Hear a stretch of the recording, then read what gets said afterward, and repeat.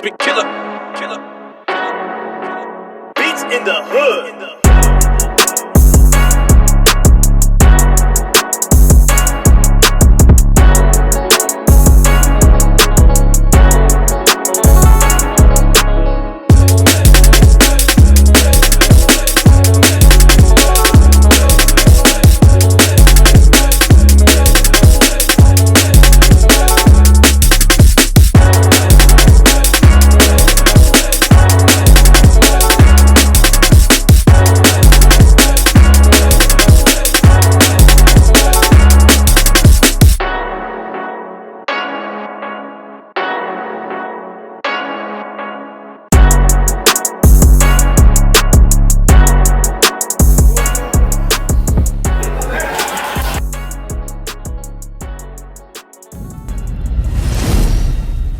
What it good be, hoping what it should be. This is your boy N-O-R-E. What up, is DJ EFN. And this is Military Crazy World, Drink Champs, Yappy Hour. Make some noise!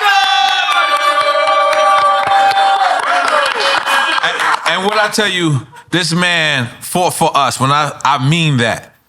This man is like, he is an icon. He is a legend. When you bring up hip hop and you bring up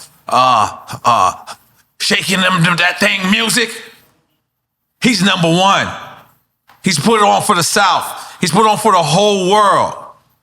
He's went from Doodle Brown to sitting with the VP of the United motherfucking States. And again, we here to give him his flowers. And so I want to make some noise and I want to give him his flowers off top. Let's give him his flowers off top. Thank you. You know, all right. The last time you was on the show, we started a tradition afterwards. So we wanted. I appreciate that. We wanted to give you your flowers and tell you what you mean to hip hop because you fought for us. So that means that this show, with our vulgar language and our vulgar behavior, we wouldn't be which here. means we wouldn't even be here if it wasn't for motherfucking Oh shit. Now off top, right? You know. We were so excited to get you, right? And I'm gonna do Habiki. We were so excited to get you. So what we do, we got a tradition, is we play the music. So I played the music in the neighborhood I lived at, and I didn't realize like how crazy it was. 3 white neighbors came out, and we sitting there, and he goes, "Hey, what's up, boy?" I was like, "Oh shit!" It was the first time I was like, maybe you should turn it down a little bit. Like, but what I'm saying is, back then, what made you even take the chance of like making that type of music? Like, because you was the first. You was the first. Yeah, well, first off, thanks for allowing me to come back. No, hell no. Thank you, man. Thank you, man. Well, go ahead. I'm a big fan of the show. Yes, thank you. Appreciate you guys that. on all social media, and I love what y'all be doing. Appreciate that. And how y'all been doing it. Just like you say, y'all done got big time. Yes. Was in the, yeah. That's right. We wasn't doing good. We was good.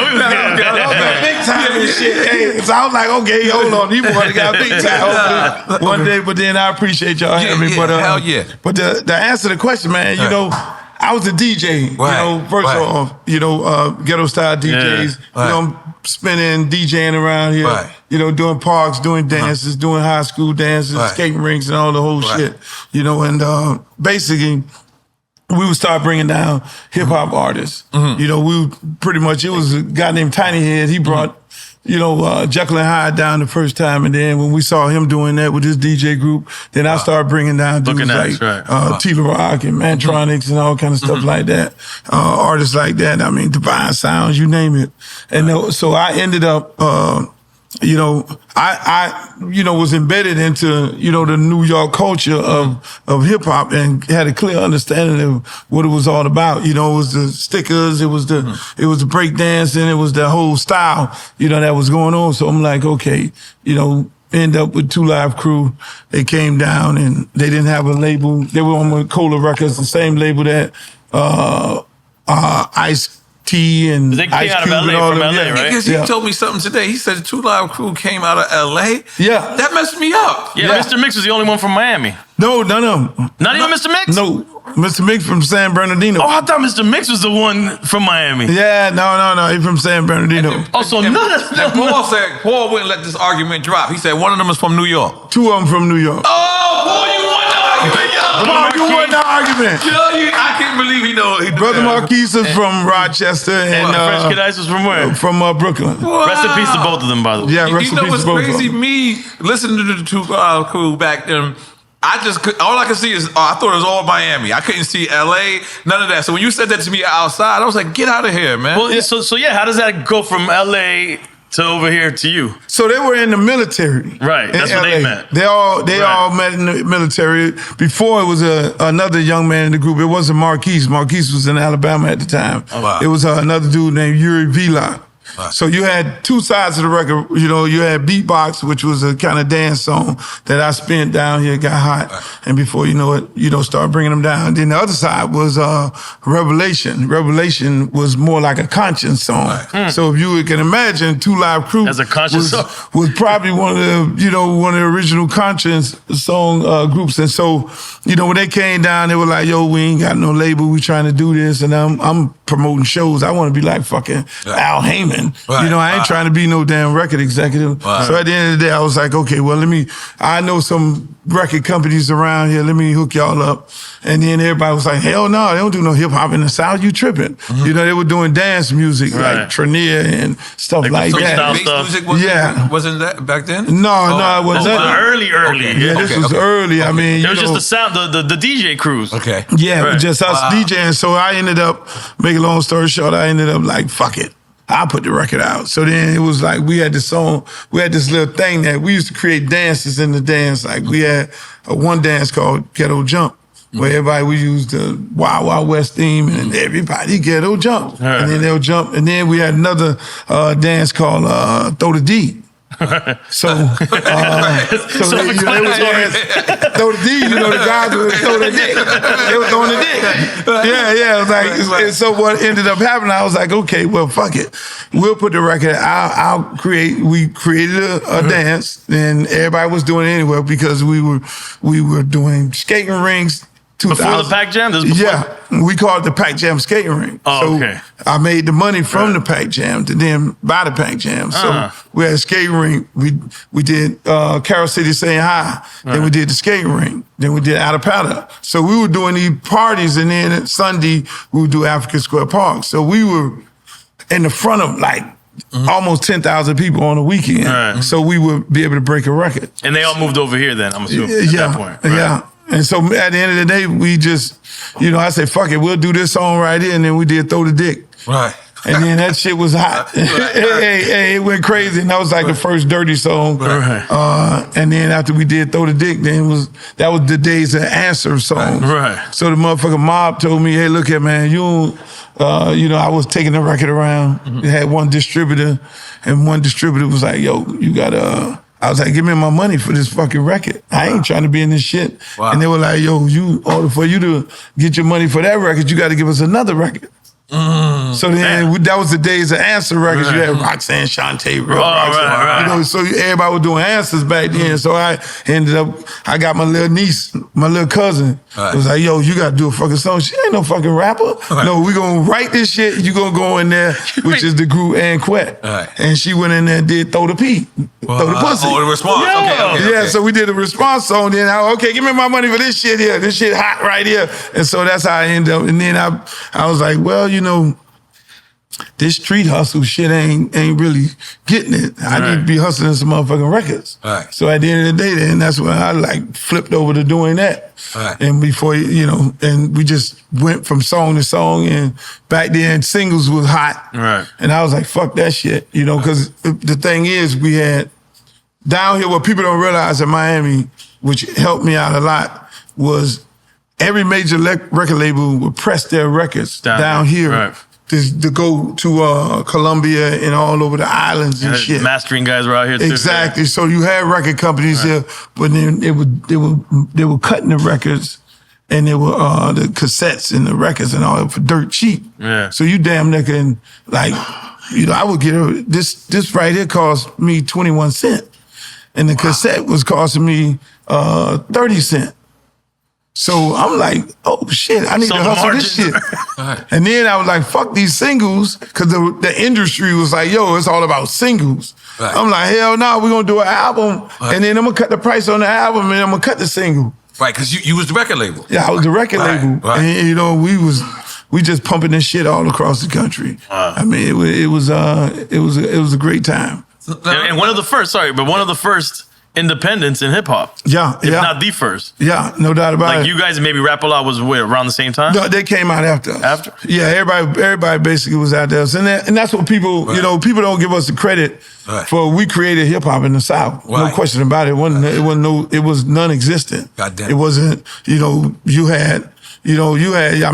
talk to Baby will tell you trying to sign up with us. We signed an artist from New Orleans named Bust Down. Okay, yeah. We signed MC Shadi out of Atlanta. Mm-hmm. So it wasn't, they didn't have record companies, nowhere in the South. We went to fucking Houston and I signed up H-Town. Wow. Right. So it was, it was a lot of, okay, how the fuck we do this? And then I was trying to fucking sign up Master P when he had the Ice Cream Man song.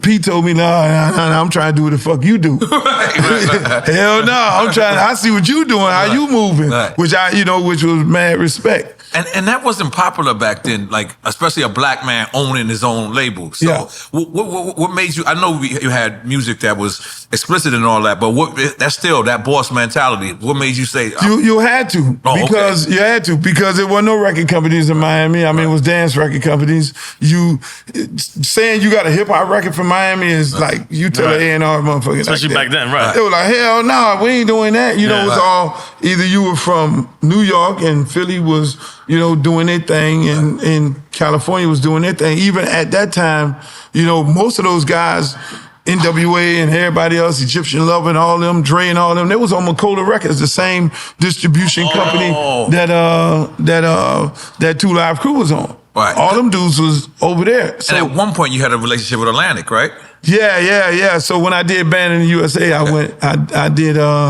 was like, okay, I want to blow this shit up. Right. And then, I need the big machine. Okay. And then I cut the deal with Atlantic. That was a real interesting deal because, I went in there. I mean, it was Tooch Aram. Sylvia Rome was running Sylvia Rome. Right it was crazy because Doug Morris brought me in the office. It was me, Craig Cowman, and Jimmy Iovine. Wow. And it was all three of us. One was doing music, and the other one, Craig, had a house label in Chicago. What? And so we all was sitting in the fucking office, in Doug Morris' office, and he was like, y'all the three next motherfuckers that gonna be running the music industry. So before Interscope. Before Jimmy had Interscope. It was before all that. And it was like, y'all three motherfuckers is gonna be running the shit. And I'm sitting up in there like, okay. I'm sitting back like, y'all are gonna be the industry. Right. I leave out the office, I say, not knowing what was going on, because again, I'm from Miami. I'm not too familiar with the music business, like that. I was impressed. My lawyers was trying to explain to me who these big time dudes was. They had this big old $5 million check that they put in the front of me. I'm a street dude. I'm like, what the fuck this money finna do here? Right? So I'm looking at the money like this. But my first instinct was like, hold on, before I do this deal, I got to go around there and holler at Sylvia Rome. Right. And so I said, I need to get her blessing. Now, mind you, they got this $5 million check sitting there, and I'm like, no, I need to go holler at this black lady. But actually, was Sylvia at Electric at that time, or she was at Atlantic? She was at Electric. Oh, Electric. Okay, yeah. All right, cool. Because that's Warner, Electric, Atlantic. Yeah, they were doing the marketing. Okay. Everybody, they controlled everybody, and so I looked at her like as if she was the Don. Okay. You know what I'm saying? I got to go run this past her because I don't want to be, I'm already making money. I don't want to be on this label unless she give me her blessings. And so, I went around there and they was looking, lady was looking kind of crazy. She was like, nah, yeah. But then at the end of the day, it wasn't really true. She wasn't trying to give me her blessing. Oh, wow. It was all about fucking us. Wow. You know, so we signed up, did the deal. We did the Band in the USA album over there.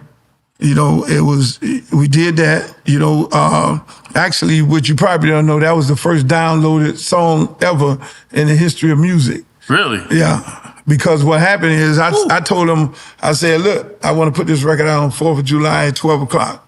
So I'm assuming that we're going to ship this motherfucker. Right? Wow. We're going to ship the record. And it's going to be available at the store. And we're going to tell the record companies, not the record companies, we're going to tell the radio station, don't play the record until 12 o'clock. Right. You know, because it was, for me, it was an emotional record. Yeah, because you had to speak the case, right? Yeah.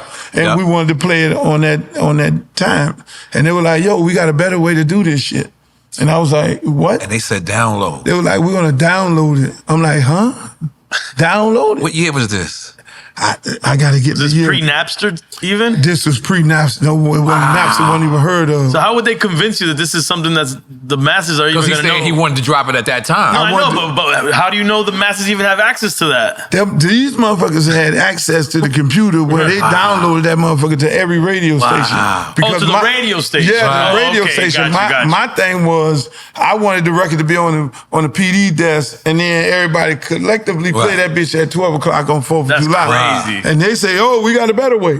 Wow. We gonna download this motherfucker. So if you go look through the history books, it says that record is the first downloaded record in the history of music, period. Right. And they make some noise for that. So let me ask you, right?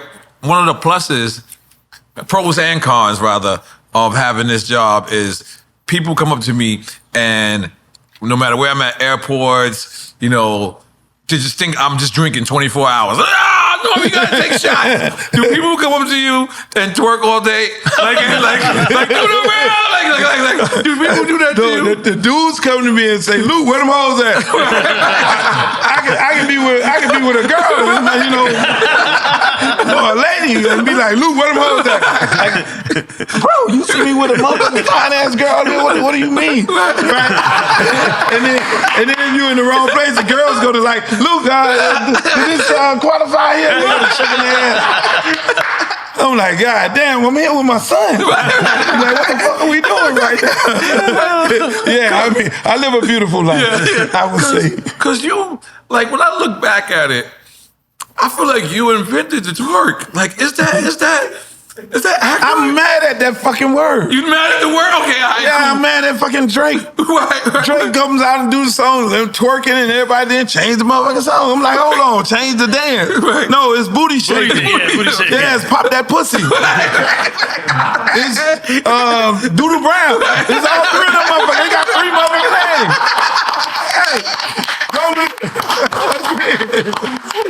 That's what it is. It's ass shaking. Hey, I took enough heat for that shit. Mm-hmm. You know, we took heat down in the South because you had motherfuckers like Method Man and Red Man. They get on the record. What's up, dog? What's up, dog? Oh man, they do booty music. Them niggas down there in the South do booty music. That booty shit. Them country ass niggas do booty music. Oh my God, I done took you goddamn right. So now everybody, all these damn girls want to shake their ass. You want to change our shit to fucking twerking? And they put the bitch in the dictionary. Wait, so hold on. To define that now, that's crazy. So twerking is a new word.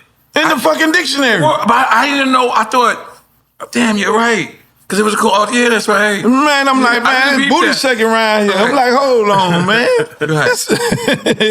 And something real quick. You want to show them that one album cover real quick? I thought we was going to hold off of that. Yeah. Oh, where is this young lady? Baby mama? No. Yo. Oh, my God. Yo, you know you're not getting away with this now. Yo. Listen. Can a person? Go ahead. Listen, man.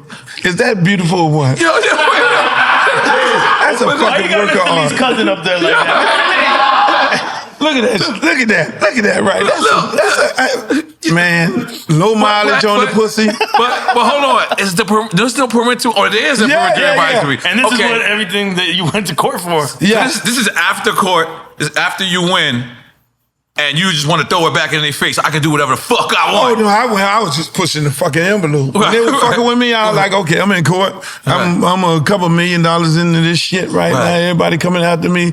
My lawyer basically told me, say, and by the way, we created the sticker too. Just so you know. You created it? That's right. Yeah. We're gonna get to that. Let's go get to that. So they fucking with me, right? And I'm like, okay, y'all fucking with the wrong one, because I came up, my dad, Jamaican and my uncle Bahamian. Wow. And I used to go back and forth to my uncle's house. Mm-hmm. And so that, them motherfuckers don't let you look at no cartoons and nothing. You gotta sit there and listen to Malcolm X tapes. Right. You gotta read by H. Rap Brown, all this, the struggle, the real struggle way back then. Mm-hmm. So I was like, y'all picked the right motherfucker to fuck with. Right. You know what I'm saying? Because I already know everything goes in circles. They always told me, yo, you're gonna have invisible chains on you. I'm like, what the fuck y'all mean? Y'all ain't gonna be free. Mm-hmm. They're gonna try to lock your mind up. Right. So I was always taught on that, and everything go in circles. There ain't black man with any power, and that's the readings and everything that I was in. And they had me reading up on was any black man in power, they're gonna either kill you or put you in jail. Right. If you got a voice and you're gonna be able to move people in a certain type of way. So then I looked at myself like, shit, I'm not Marcus Garvey or H. Rap Brown or one of them dudes, but I'm looking at it like, man, I'm doing this music from down here. I'm not affiliated with no company. I don't got no muscle behind me. You're battling the system. I'm battling the fucking system. Right. Now, how did this Snoop Dogg, Dr. Dre beef initially happen? Oh shit! How did it start? and mind you, we've talked about this the first time, but we're gonna circle back to everything again. For anybody, Snoop Dogg, to this day right now, that's my dog. Yeah, I love the picture of you, Snoop, and Suge when I think it was at a Miami game. Yeah, that's when we squashed the beef. Yeah, what was it? It was at a Super Bowl. Just imagine, it was San Francisco and Cincinnati. Right. And I tell the president of the Dolphin about this story. I was like, do you know it could have been the biggest shootout in Super Bowl history in that motherfucker? Right. Because, I mean, you had everybody. Right. You had Jimmy, all the bad guys. You had New York and Miami, and it was like some motherfuckers that couldn't get in the room, and it was like, yo, we need to have a conversation about this shit here. But it started off. I mean, how it started. The beat. It started. I said something, and I said something in an interview, and then Snoop them. You dissed Dre at first, right? It was just Dre. Yeah. And then Snoop, young Snoop. He was young Snoop. It was young Snoop. Okay. And so I dissed Dre, and then Snoop came, and that's when Snoop wasn't popular then. And they did the song. What, Deep Cover? No. It was the Dre Day. Dre Day. Yeah. Dre Day was the record that they came back. Yeah, so they did the song dissing me. But why'd you diss Dre in the first place? I don't know what the fuck was going on. Y'all smoking that weed, I'm the guy. And I'm fucking half Jamaican, so you would think I... So you don't even remember where the shit started at? No, right now. This motherfucker got a whole bunch of joints. God damn. Because it's an honor to have you, brother. We had to give you your flowers, man. Appreciate it. So we ended up with the damn... I dissed them, they dissed me, and then we did Cowards in Compton. Right. Wow. We did the Cowards in Compton song.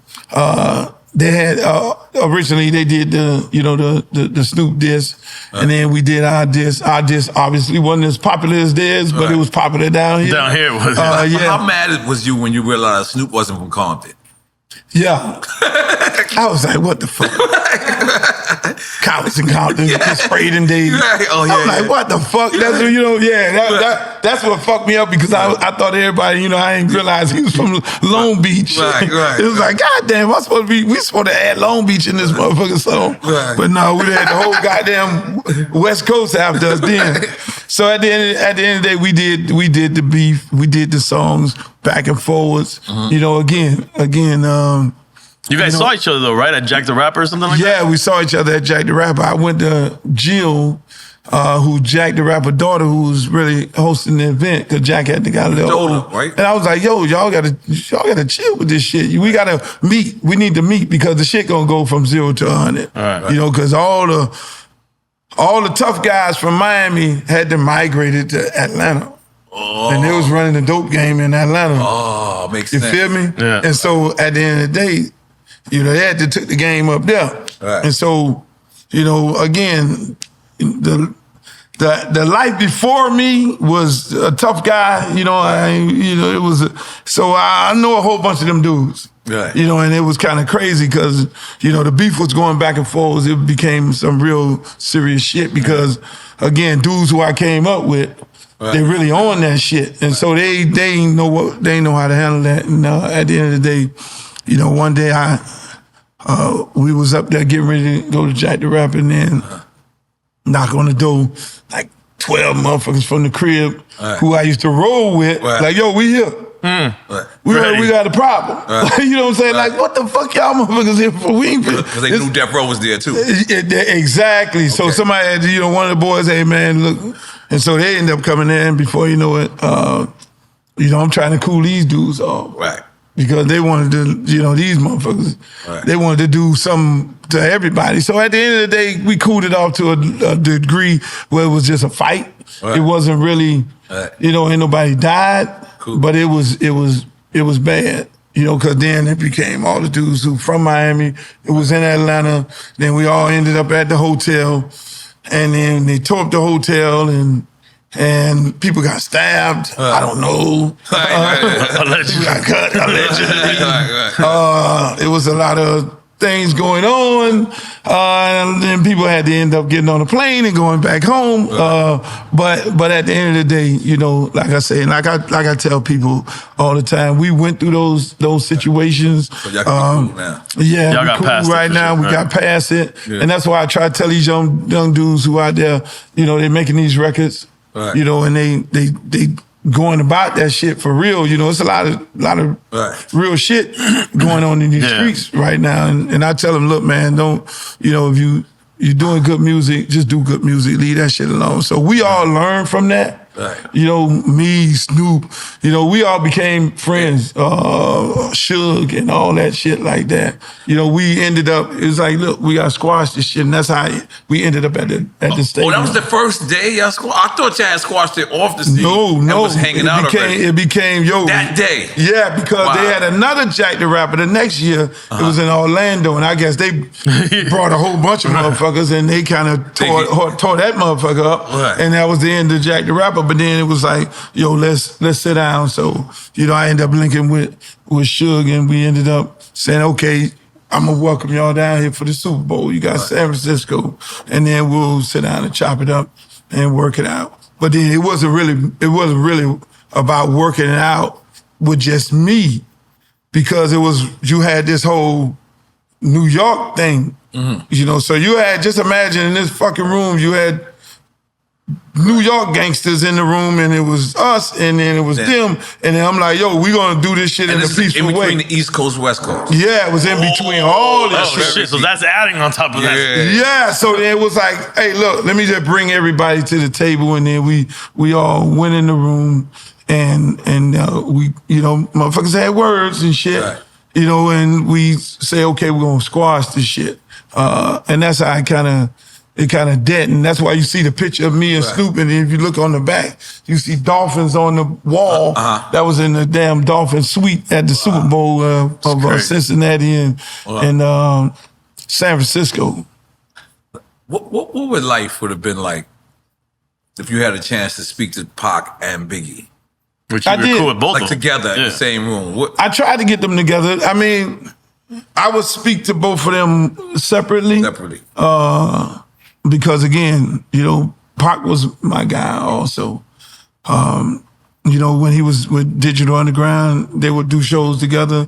You know, me and him would always end up in the room vibing and shit, talking about all kind of shit, you know, largely Black history, you know, Panthers and shit, because I wanted to pick his brain about his mom, you know, being in that. And then same thing with Big. Big would come down, you know, to Miami and chill at my condo, you know, with a bunch of naked women and shit. Yeah. He always wanted, him and Un got stuck in the fucking elevator. It was so big. Damn, man, they got stuck in the elevator. They got stuck in the elevator. That was the funniest shit. So we you know, but me and him was down like that. I mean, you know, and that's how, you know, we end up, anytime I would go to New York, I would hang out with Big. We did records together and shit like that. And the same thing with Pac. You know, Pac got out of jail. I went and interviewed him, you know, at the Suge nightclub in Vegas. 662. You know, 662. Right. You know, and most people were like, yo, them niggas gonna set you the fuck up. You know, you already not that. Oh, yeah, right. Yeah, the from back motherfucker then. was like, them niggas gonna set you up in that motherfucker. Nah, we going in that motherfucker. And it was me. Here's the crazy part about it. It was me, Trick Daddy, and Musa D. So Trick Daddy wasn't even out yet. It's before Scarred. Before Scarred. Before Scarred. Yeah. Trick Daddy just got out of jail. He's staying with me at the condo. You know, he fucking all the girls at the goddamn beauty school downstairs. But he was, so it was like, you know, now I don't want him to go back to jail because he just got out of jail. So it's like, nah, fuck that shit. Fuck that shit, Dick. I'm going with you too. You know, and Shane, Mustique was like, yo, I'm going, we going together. So we went to go tape an interview, with them at the 662 Club. That's why if you ever see any clips of that interview. Wait a minute. So you telling me Trick Daddy, who has all this thug music titles, I believe all of the titles of his album has thug in it. A lot of them. It's a possibility if Tupac would have fronted, he would have went.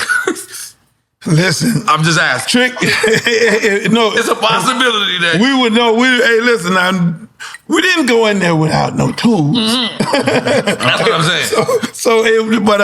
But it was crazy. It was crazy. I mean.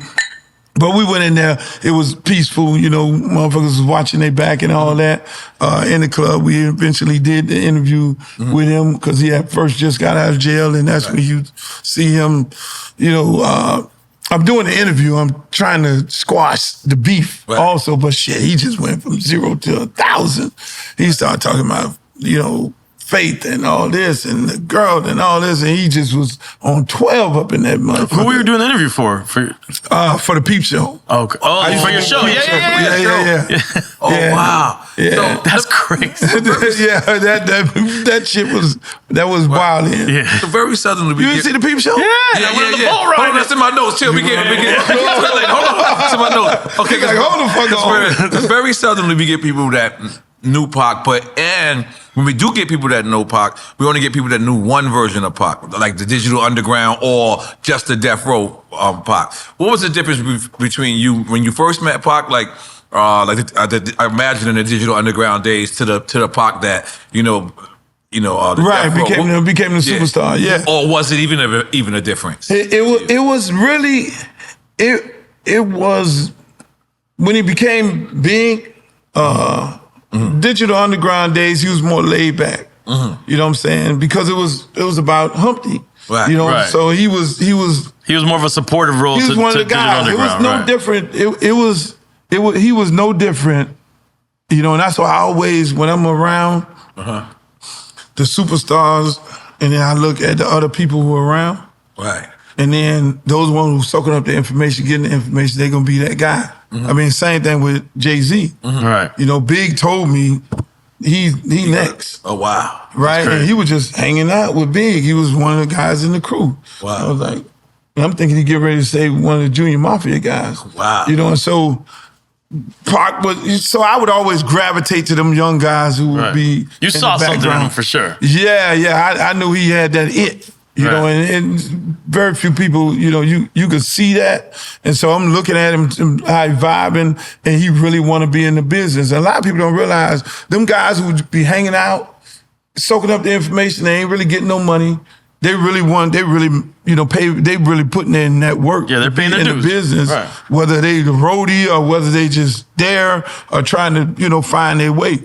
And so when he became this superstar, and he got big, then, you know, he would come down again, hang out with me, go to some of my parties and shit.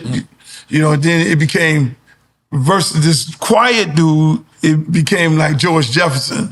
You know, that Napoleon complex. He had the big chest. He walked like this, and the little short dude, and he had it going on, which was good. He wasn't really, Pac was never really a dude that would shit on nobody or talk bad about nobody. He just had, you know, he just feel himself, you know, like that. So those were the two different people. And even when like I say, when I did that interview with him in Vegas, it was the same thing. You know, he was feeling some kind of way just getting out of jail. You know, he was feeling, you could tell the buildup was about what potentially became the fucking beef. All right. Do you ever watch that Jay-Z clip you got? What? Oh, we gonna reenact that right now? No. I don't think we got the prompt for that. God damn. Do you ever? Can we get a girl with that time of month? No. You gonna be Jay-Z? No, we both married, man. We both married. I know. Yeah.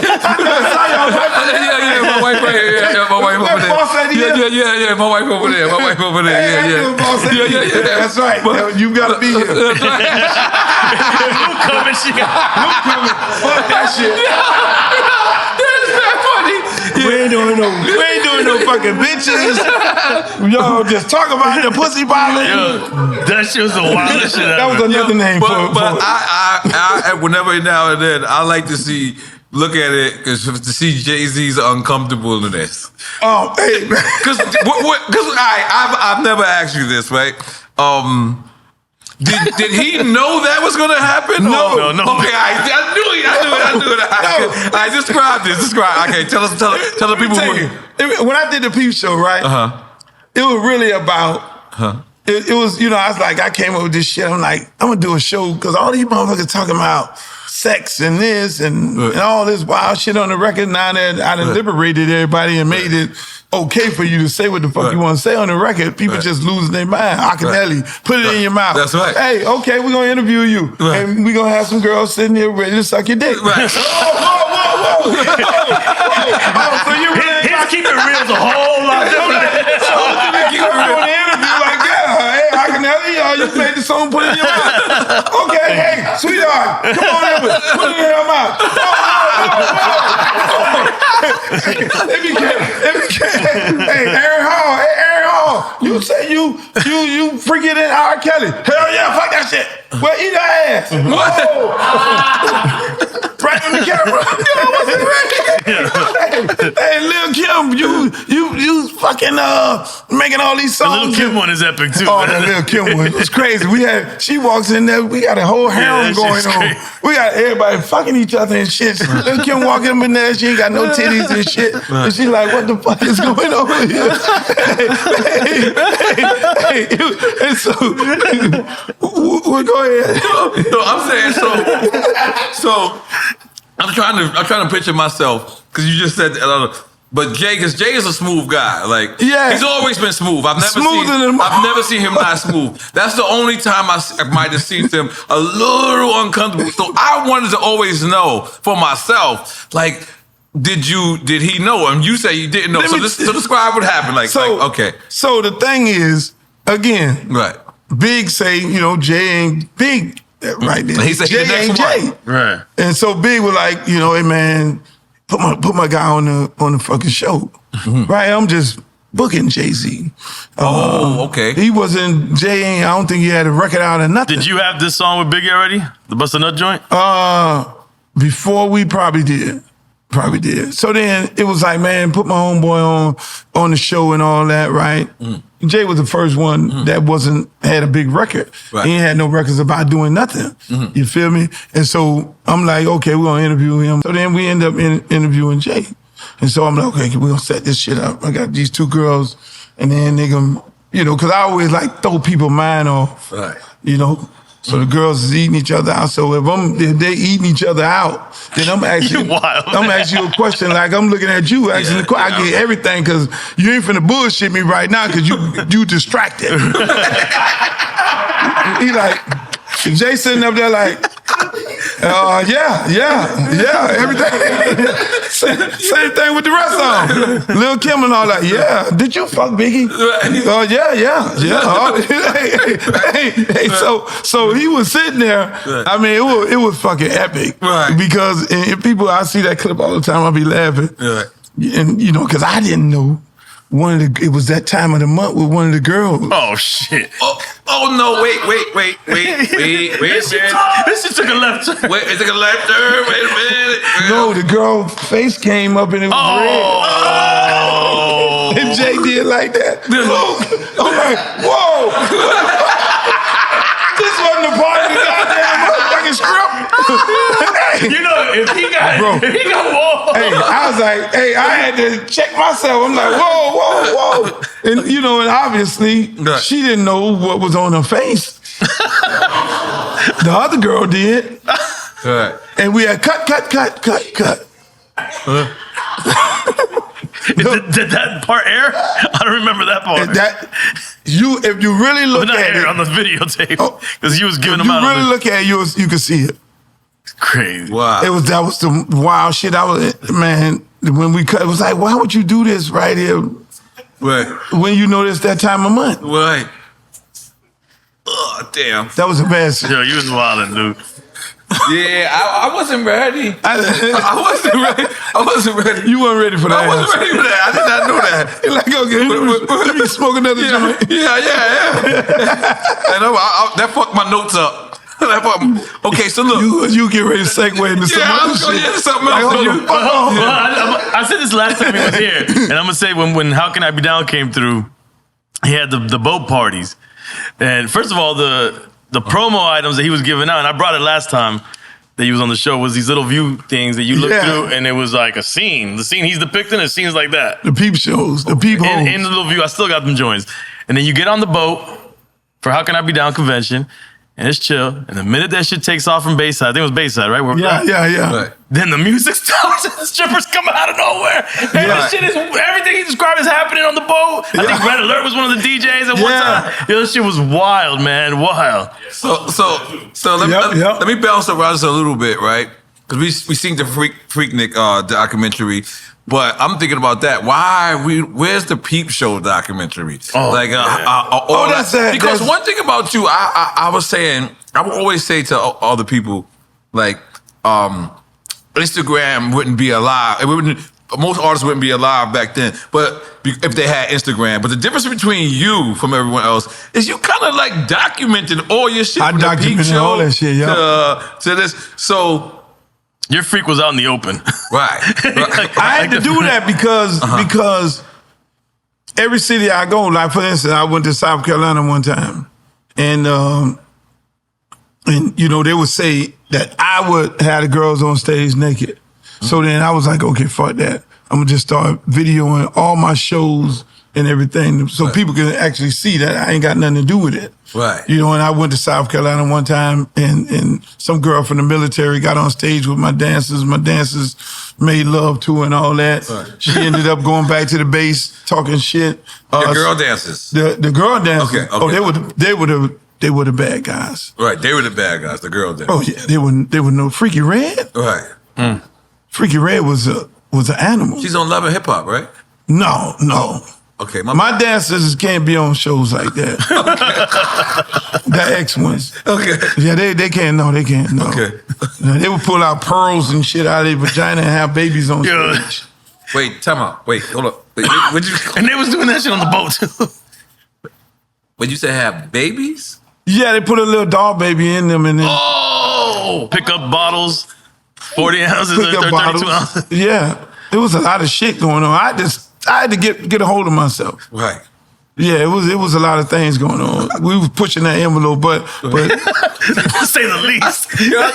I've never been like, what's going on? So whole 8 years in this show. So we would go to city to city doing this shit, and that's again, that's how that whole Freaknik thing started. When we went to Atlanta, it was a nice little party, and we just went there and just turned the motherfucker out. No different than Galveston. Galveston was a nice college weekend. Turned it out. You know, we went to Daytona Beach, same thing. And so I documented all that. I got all that footage. What made you document this though?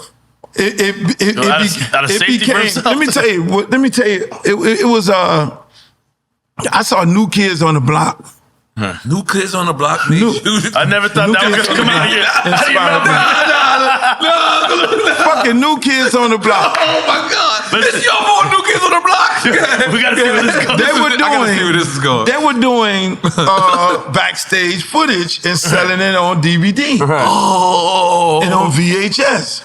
So I was like, oh shit. So Billboard had a whole chart, and the chart was filled up with artists doing backstage footage. And I said, well, goddamn, why don't do some backstage footage?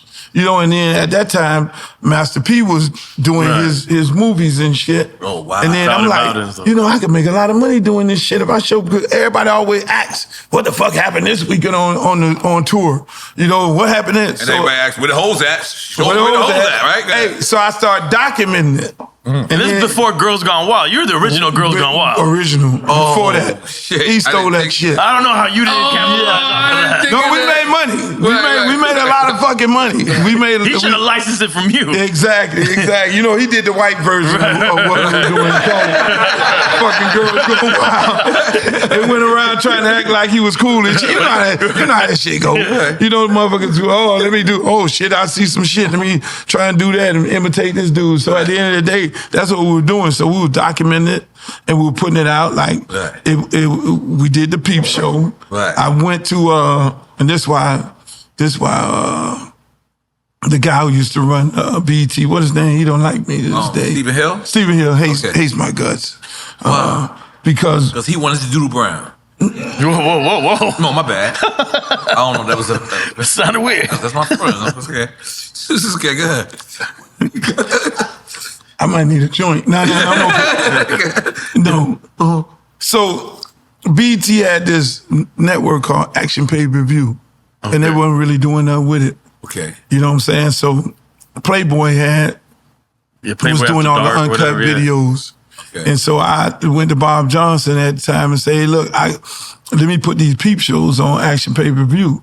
You know, I own them. So BET actually was the one who was airing the Peep Show. Wow. On the affiliate that they own. Oh, it's an affiliate. Right. Okay. People didn't know it was BET. They own Action Pay-Per-View. Right. And so when I came in the big boardroom and that's when Steven had just got in there and Bob was like, fuck that. Now I'm gonna do this. You can do this, Luke. And I never got a video played on BET. At that time, so it was like almost like a little beef that I was doing that shit on there, and so but I owned the Peep Shows, and we would shoot them, put them on pay-per-view, make a lot of fucking money, and then I just said, okay, fuck it. After they sold the network, then I then created the Freak Shows, right, and that was me going around tour capturing what we were doing on tour. Even BET Uncut, they didn't play your that was way after, I think. Oh, that was. I'm saying like they didn't play like the throwback videos. BET Uncut, no. No, the music. No. Never got your. No, on pay-per-view on Action Pay-Per-View. We programmed that. Wow. So what I did was I did the Lil Kims, the Jay-Z's, and all that stuff like that, and then we added the uncut videos in it. Because what I did was basically, I know I wasn't gonna get my videos played, so I used the adult version of the lyrics, and then did the videos. Like and an so explicit we would play rap that shit shit in the club. Yeah. Right. And so I just took those videos, and other people started doing their videos with the uncut version of it and putting it on there. And so it was between us and Playboy channel that was playing uncut versions. Oh, okay. Well, goddamn, let's make some noise for that. I still can't imagine the boardroom meeting where you show the first episode. Like, hey, check this out, guys. Yeah. Stephen Hill was like, I hate this motherfucker. Yeah. That's why it wasn't until Connie Johnson became the president. When Connie ran the network is when I got honored. I never was honored until then. Wow. I was her first honoree. Right. It was like they was shitting on me ever since then. So it's, there's always a woman that shows me love. Right. That's what's up. Yeah. Now, what happened at the Grammys that you didn't go back to the Grammys for like 20 years? Oh, fuck them. What happened to the first? I just made up with them fucking 20, 30 years later. Okay. I mean, it was crazy because I'm going through this shit. I'm going to court. I got 3 cases. People think it was one. Right. It was actually 3 cases. Okay. One, the record was deemed obscene. The other one, we went to jail because we went and sung an obscene record. And then the other one was the Roy Orbison where I was going to the Supreme Court. Wow. So it was 3 fucking cases. And that was for free speech. All of them were intertwined. Then I had this George Lucas fucking suit because my name was Luke Skywalker, right. And then I'm getting sued all over the fucking place. Right. And damn, I just mentioned all of them. I lost track of what you asked me. See, I'm getting fucking old. What did I ask? Let's go, Paul. Is that fucking the Grammys? The Grammys.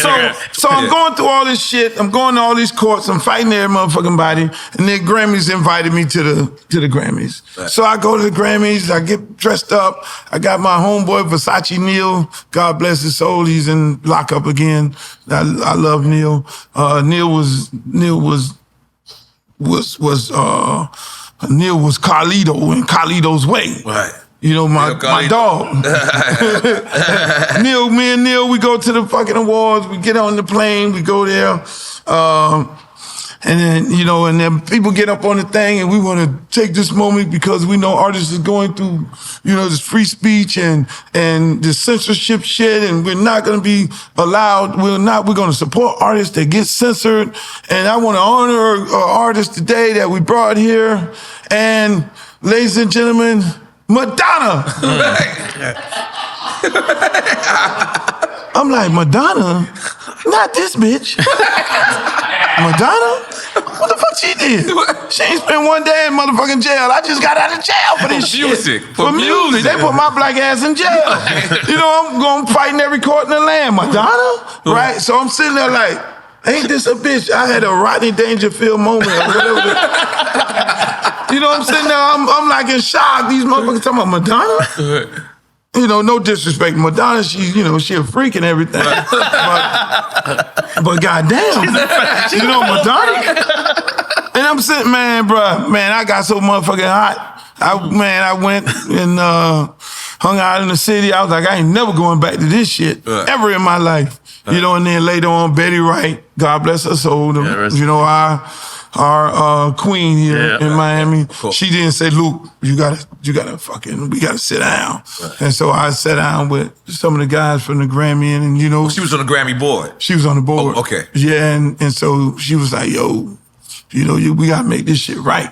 And then I ended up going lobbying for them in Washington, D.C., and then I still was, I ain't really fucking with y'all like that. Right. And so, but if she say do something, I'm gonna do it. And then I kind of chilled. I really didn't get too active. And then they came to me with the 50. But they were like, look, we want to do something special.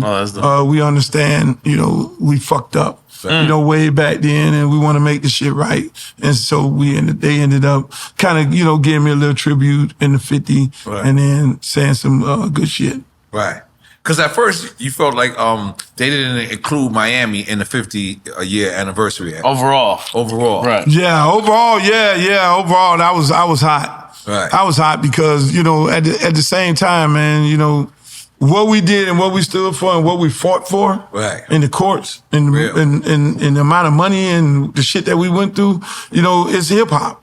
You know what I'm saying? Absolutely. It was a part of hip hop, whether people like it or not. And so everybody got all this 50 anniversary and 50 this, 50 that, and not to include Miami into the conversation in any kind of way. Right. You know, because what people didn't realize even way back then, and I told people, you know, I remember going to the New Music Seminar saying, you know, hip hop is gonna be global. You know, because one guy was on the panel was like, yo, somebody mentioned 2 Live Crew, and it was like, oh, that shit is a fad. It's gonna go away. Right. I forget the guy's name. And then I stood up in the middle of the shit. It was like 2,000 people at this hip hop panel. I was like, fuck that. Hip hop is gonna be global. Right. You know, and one thing about the South, you know, once it catch on in the South, then it's gonna be bigger than just New York. It wasn't no disrespect. It was just gonna be what New York created was gonna be global in a major way. And so what I predicted was actually the truth, because, you know, you then had P.D. Pablo, and you had the Swisher House. You had all these guys from all over the South. You had, you know, 3-6 Mafia, and then, you know, the guys in New Orleans. So it became what I envisioned it to be, which people didn't realize it. Yeah. People didn't think it was going to be this serious, which, you know, which when you look at it all and you say, okay, you got 50, you know, we need to be in that conversation, because we created and started. You've been out like 37 years, right? How long? Yeah, I lost count. That's 37 or 50? 30, yeah. Next year will be our 40th year anniversary. 40th year. So yeah, because you was like mid to late 80s for sure. Mid 80s. Yeah. Next year. belong.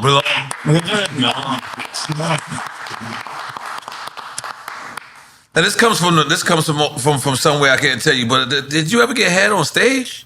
Yeah, I did. What? Shit, Rick James was eating pussy. I had to do something.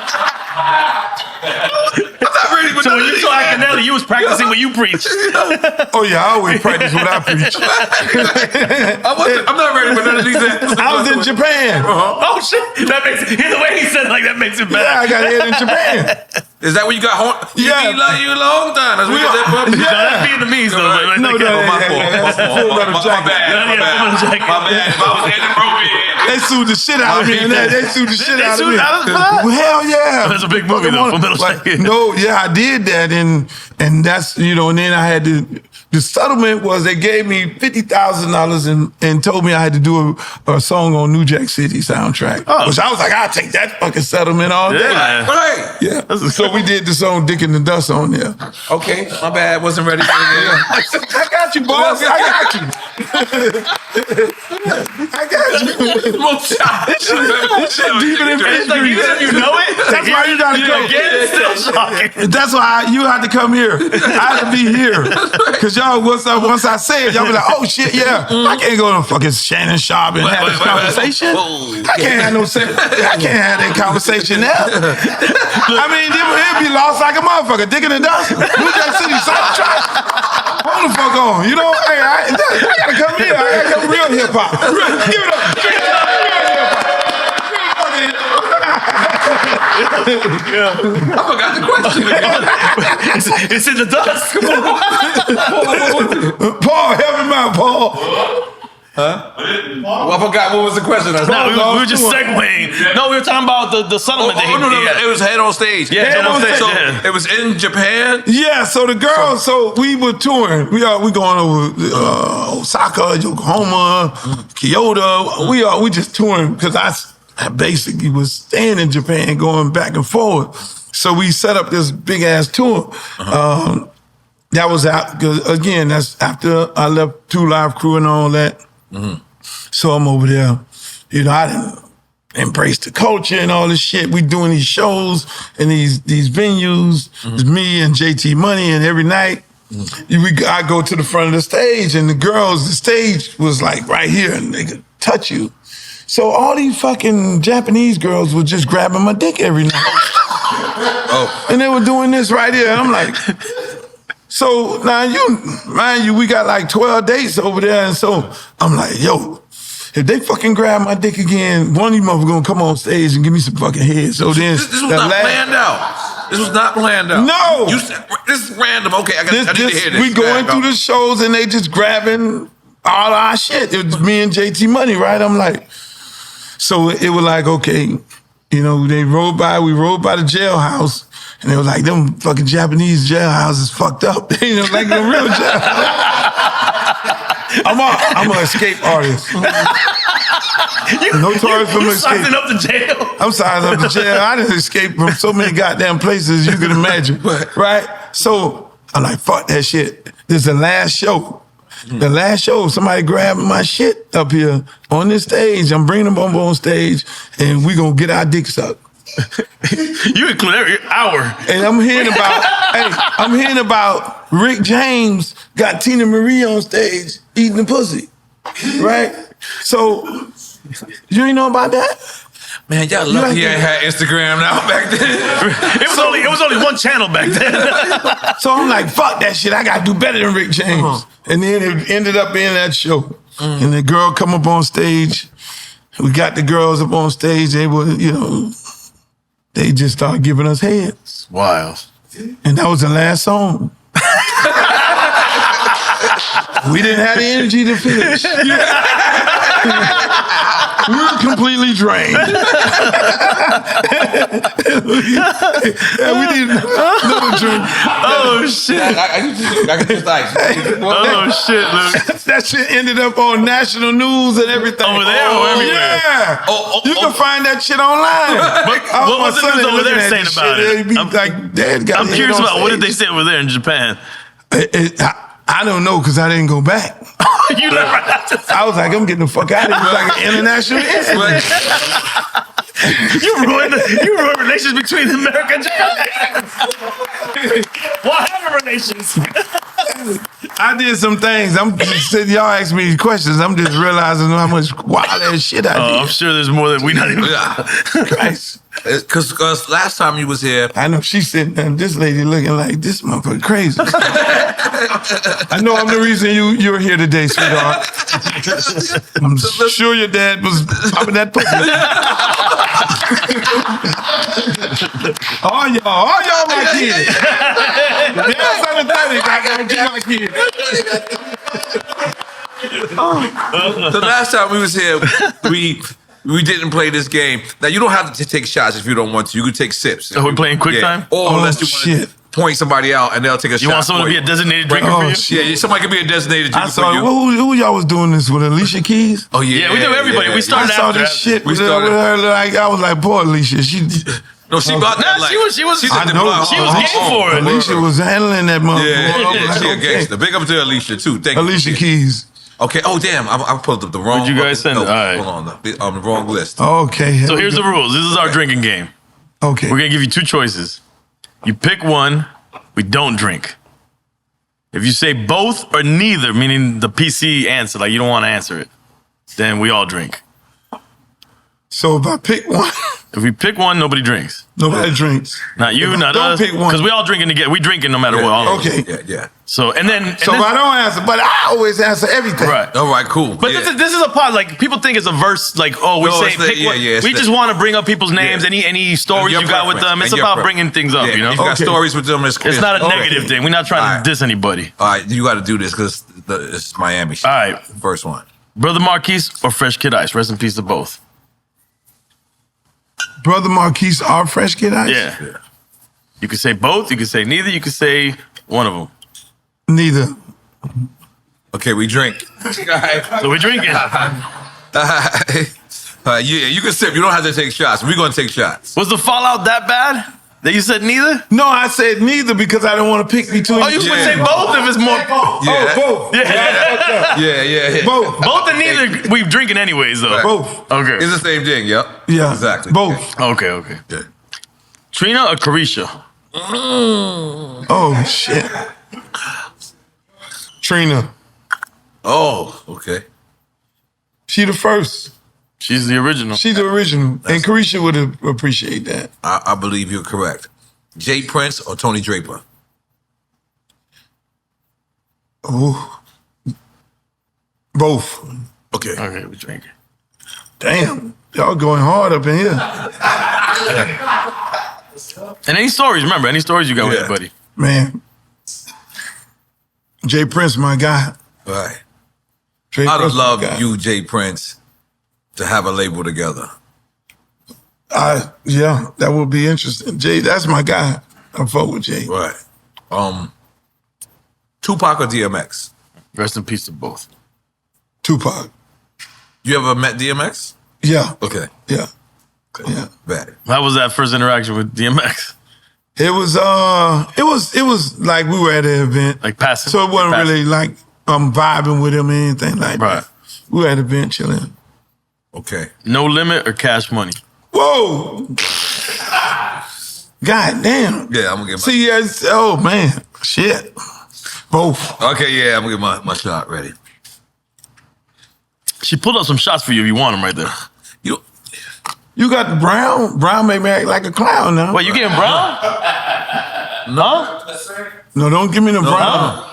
What? I'm a Jamaican. No, he's drinking. Oh no, you don't know. Bacardi Limon. Bacardi Limon. No brown. Yeah, no, this brown, baby. With cranberry? Oh, you trying to be nice. You don't give me no real shot. My bad, Okay, she's gangster. Okay. Yeah, that's your drink. Oh, okay, that's gangster. All right, this is Miami shit. So was I supposed to take a shot? Nah, you good. You already drank some. You good, yeah. 2 Live Crew or Poison Clan? Damn, boy, y'all were hardcore. Which Poison Clan is also Baby 2 Live Crew. That's what they were originally known. Both. Okay. Cheers. I owe a shot. Oh, I poured too heavy on that one. Oh. Okay. Damn. Okay, go to the next one. Life's a bitch, so why marry one? Woo. Being in love with a bitch is very dumb. PC hoe haters. That's the most classic fucking line I've ever heard in my life. That's JT Money. Yeah. Nah, JT's he a fucking legend, man. Fuck that shit. School ain't for me. Man, Jay, that's my guy. That motherfucker there. Well, there you go. JT Money or Trick Daddy.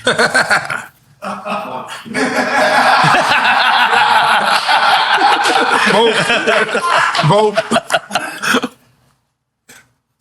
Big up the JT Money and Trick Daddy. Trick Daddy. Both my family. JT Money was the first gangster rapper. Let me tell you how me and Big became real good friends because he was a Poison Clan fan. Wow. I was surprised that he knew anything about that. He was like, no, I'm a fucking, that JT Money, I'm a fan of his. And I called Jay up and was like, man, Big like your shit.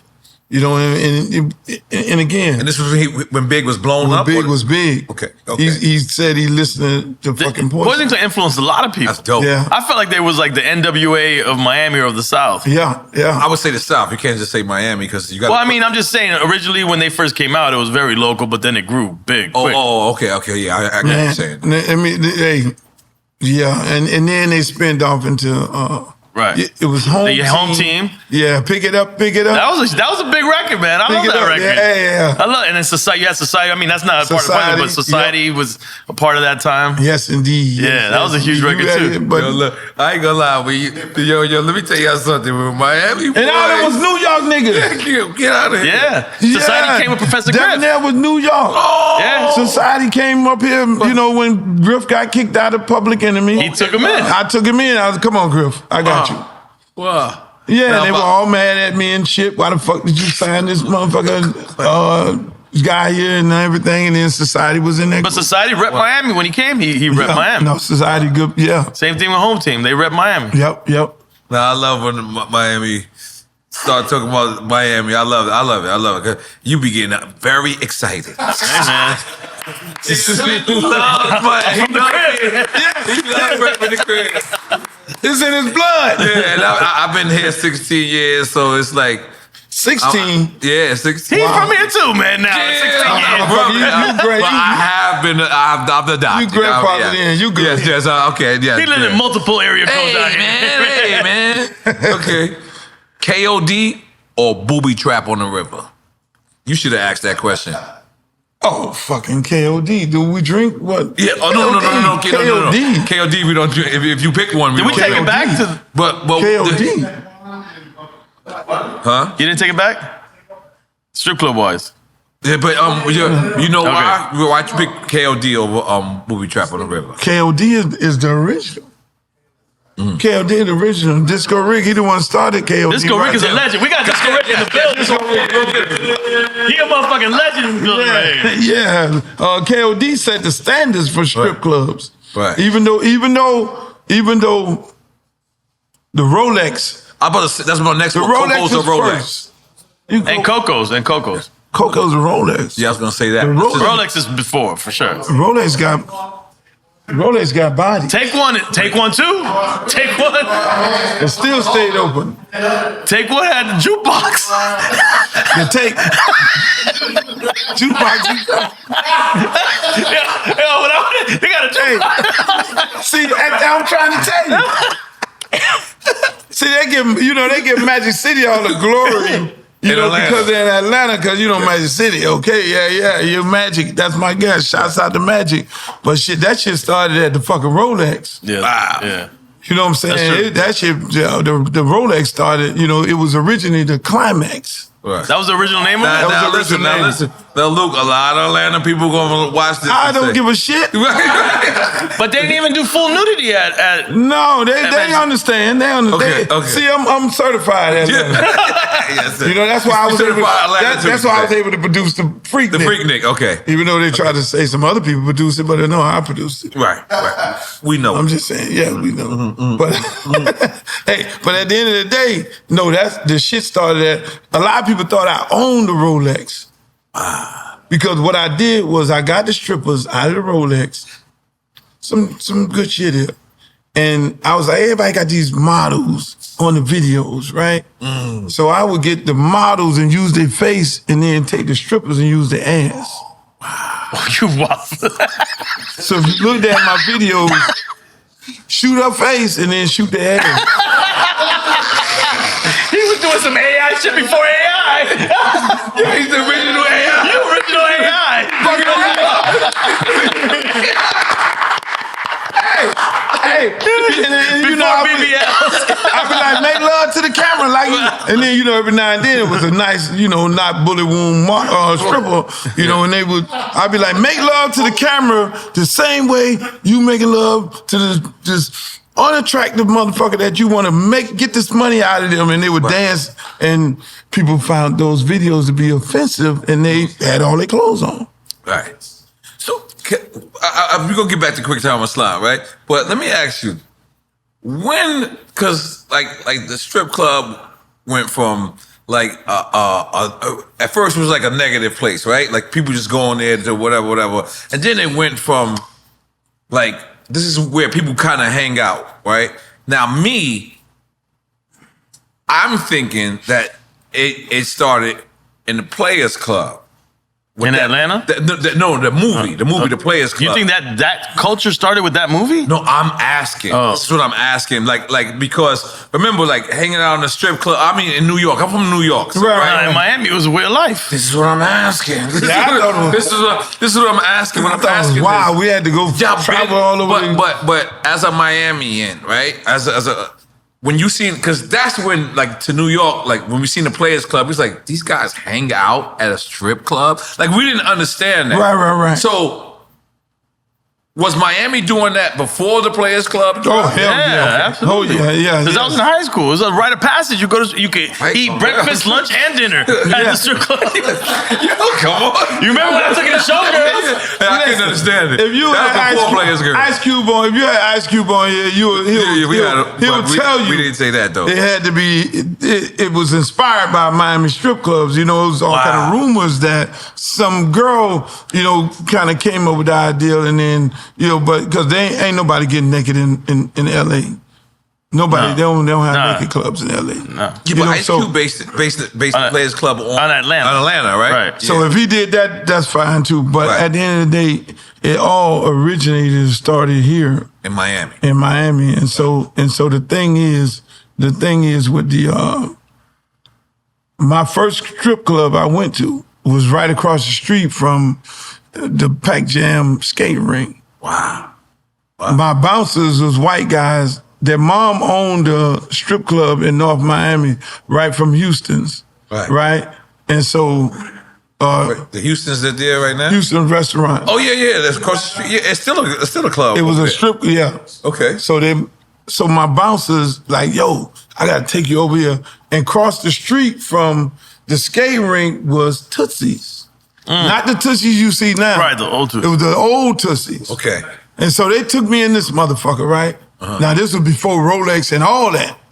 They took me in this motherfucker and was like, yo, I was like, look, black people don't go in no bumper. How old are you at this time when they taking you? I had to be fucking 19. Well, not even in your 20s. I was like, black people don't go to no strip clubs. Right. And it was like, yo, you with us. Dude, big white bouncers and shit. Rocco and Damien. Okay. That's what they name. I think one of them died, God bless his soul. They took me in this fucking Tootsie's and I saw that shit. I was like, whoa.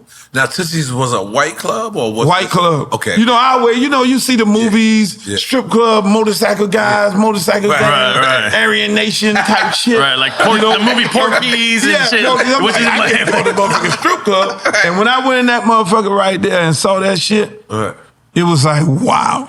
You know, so it kind of added on to everything. And then they started up the Rolex. And then, you know, again, that was a part of our culture. Right. And we had to display that on video because I wasn't getting ready to try to be like New York and have break dancers in a video. Right. You know what I'm saying? I wasn't going to put that on an album cover, a train with stickers and shit like that. You know, and you know, hey, look, this is where the fuck we from. We half naked every motherfucking day. We got strippers. You know what I'm saying? This is what the fuck we gonna do. And this is us. And that's how you broke records out here in the strip club. That's how you broke the records. You broke it in the strip club. Girls on the cover with their ass on the beach. I'm like, they're like, what the fuck are you doing? This is where we from. Right. This is what we're all about. Right. This is what the fuck we're all about. Face down, ass up. That's the way we like to fuck. Oh my God! I swear to God, we got two different loops. Yeah, it is. You was running for politician at that time. It was Luther. No, the last time we got Oh yeah. Last time he was light. He was running for office. It's two different motherfuckers. Yeah, we got PG Luke. We got PG-13 Luke. Uncle Luke. This is we had Luther Campbell. We had Luther Campbell. That motherfucker. That last time we almost had PG-13 Luke. I'm gonna just tell y'all right now, fans, we got rated R Luke. Uncle Luke. He mom too, goddamn. Go ahead. Let me go to the next one. Oh man, but you skipped one. I thought that's Miami shit. I don't even know. Oh, I mean, I know the LaJuan Love or the Puppies. Is it LaJuan Love? Is that the way you say it? LaJuan Love. Yeah. LaJuan Love. I know the Puppies. Tell me about, I don't know about LaJuan Love. LaJuan Love. LaJuan Love was he's a damn state trooper right now. He was one of my artists. You know, again, I'm trying to build this record company around guys from Miami. Mm-hmm. You know, and so I'm getting artists, signing them up, and he did the song "Everybody Say Yeah." Oh yeah, that's a classic. That's a classic. Yeah, and so yeah, hype you get about that's a classic. Yeah. That's a classic. That's LaJuan Love. And so and we put that. I'm telling you, I didn't know that was the name of the person. That was the rapper LaJuan Love. Yeah. So he was probably one of my first solo rap. Oh wow. Yeah, as a kid. He was a little kid. All right, let's go. Okay, I got this one. No, you do this one. Oh, okay. You want me to do all Miami? Yeah, you got to take off. Oh shit! I thought you was gonna give me the Red Parrot. Go ahead. Rick Ross or Pitbull? Rick Ross or Pitbull? Pitbull. Because I mean, he was signed to Luke. Yeah, I signed him up. I found him, got him off the streets, got his life in order, put my arms around him, Did Lollipop. I loved him, and how special he was. Shout out Big Teach. Yeah, Big Teach. I mean, Pitt was. You know, I let me tell you how that came about. I saw Fat Joe and what Fat Joe and Big Pun was doing. Mm-hmm. God bless Big Pun. I did a song with Pun, and I said this Puerto Rican rapper. You know, in New York, how you doing say Puerto big Rican? things. Like how you said Puerto Rican. You say it again? Puerto Rican. Is that the wrong way? Nah. He just Say it like Red Fox. He just being funny. Boring. Puerto Rican. Boring. It's Puerto Rico. Oh! My bad. So you saw what Fat Joe. So I saw what they were doing with, Fat Joe and Big Pun, right? And I was like, I live in Miami. I won't be complete. Because I'm all about being complete. You know what I'm saying? I'm like, I gotta fucking do a goddamn Cuban rapper. That's right. I'm Miami and there's Cubans here. Absolutely. And my great-great-great-grandmama is Cuban and shit. My daddy met my mama in fucking Cuba. And We all shit like that. One thing we established, you every race right now. All right? And he gets headed to Japan. And he gets headed to Japan. I didn't shoot up the club in Japan. Maybe in Amsterdam. So you said, yeah, wait a minute. Again? I'm not ready. Like, oh, He said, no, Jimmy Hampton. That's Well, maybe it was at the Yum Yum Club. Wait, so you said you see what Pun and Joe is doing, so you Yeah, I saw what they were doing, and I was like, man, I won't be complete if I don't get a Cuban rapper. Right. Right? Right. I got to have a Cuban rapper. Miami, all my friends and people. He'd already been working with Laz, and Laz has been doing stuff, right? No, he wasn't working with Laz. No, you had been working with Laz before that, no? No. No. Wow. No. I give you. So Laz, I love Laz to death. That's my guy. So I told my A&R guys, Julian, Boot, and them, and I was like, we got to find. At the time, Teach was working for me. He was doing Shout out Street to Team. Teach, man. It was Jeff Sanchez, who had an NBA entertainment. Right. Jeff was working for me. All this and all. I got to find a fucking Cuban You had the rapper. South Beach office, right? We had the South Beach office, where we got no work done at all. We got motherfuckers coming in looking for girls and shit. But hold that. That's what they tell you, right? Yeah, I ain't gonna take you off into that. I ain't gonna give you no glory for last stories. We ain't asked you just Hold on. It's in my notes, Luke. Calm down. All right, let's stay on topic. Stay on topic. Okay, stay on topic. I love this. I love my job. You gotta love continue. So you did some fucking research. I've been all day, all fucking week, This motherfucker right here. We see you on live. We said, get him. We need him back. Come on. So we ended up. See, we lose track all the fucking time. Yeah, that's Talking right. about Pitt. Pitbull. You said You wanted a Cuban artist. So I wanted to a feel Cuban complete. artist. And I'm like, yo, I gotta find a fucking Cuban artist in order to be complete. I done found the R&B artist in H-Town. H-Town, amazing record. Shit. I want to be a real fucking record label. Right. I don't want to be booty. Like they said, it's just booty. You know what I'm saying? So I ended up, all right, finding Pitt. Mm-hmm. They brought me to tape, battle rapper and shit. And I'm looking at this dude just fucking crazy. Yeah, he was like drag on. He was like with the cornrows, and he was battling. Braids, and Opalaka, selling everything, you name it. Like Pitbull, that guy you see right now is a nigga. He wasn't no motherfucking Julio Ramundo. He's a nigga. Julio Ramundo. Hey, I don't know if I should be offended or laugh at that shit at the same time. Ain't no Chico. Hey, he's a nigga. Hey, hang out with nothing but niggas. Hey, and them motherfuckers came in there with the braids and shit. And I'm like, okay, this motherfucker here, right? I mean, on 12, you feel me? This dude here, I'm like, okay, well, what the fuck is he doing? Well, so I'm like vibing with him. What you doing? Okay, well, he out there in the streets. He hustling, right? And okay, all right. This motherfucker got too much fucking talent. Now, it was my first time trying to produce a guy that was a battle rapper to being because battle rap, they just keep going. Yeah. You know what I'm saying? No bars. Describe no structure. It's like a wild animal and shit. How do I tame this fucking wild animal to get him in there doing songs? But then at the same time, I got to get this dude to let him understand that he got a gift because he like, yo, I got to get money. You know what I'm saying? I got to get this money. I got to So my feed my family. You want to see the long game. Yeah, so I'm like, yo, no. You know, you got this gift. You know, and so at that time, everything that I put out was like, okay, everything was gold. Everything was hot. And, you know, so I was going through the whole fucking bankruptcy and the court hearings and shit. So I was kind of distracted with the music, and we did a song with him and everything. But then most importantly, I took him on tour with me, and I think that changed his life. Yeah, and that changed him. Yeah, he says that all the time. Yeah, so when he went on the road with me, it was more like he was in my hip pocket.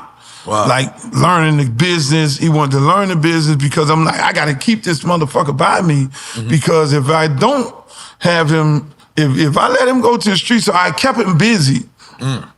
So he can, you know, so he pick up shit, you know, all the street dudes, we pick up shit. So he picked up everything about the business and then he applied it to himself. So the first record didn't work, and then I was like, the Lollipop record, right? The Lollipop with Lil Zane, and I was like, I was kind of burnt out because I had artists who I'm going through the bankruptcy. These motherfuckers here talking slick, and I had other artists. You know, it became where I was like, I'm not fucking with this anymore right here. And then that's how, you know, he ended up ended up working with the TBT thing. But with your blessing, right? With my blessing and all that. And so I always like stayed in the background, like schooling him about shit, you know, when it came to the business and everything. That's to this day, that's like my son.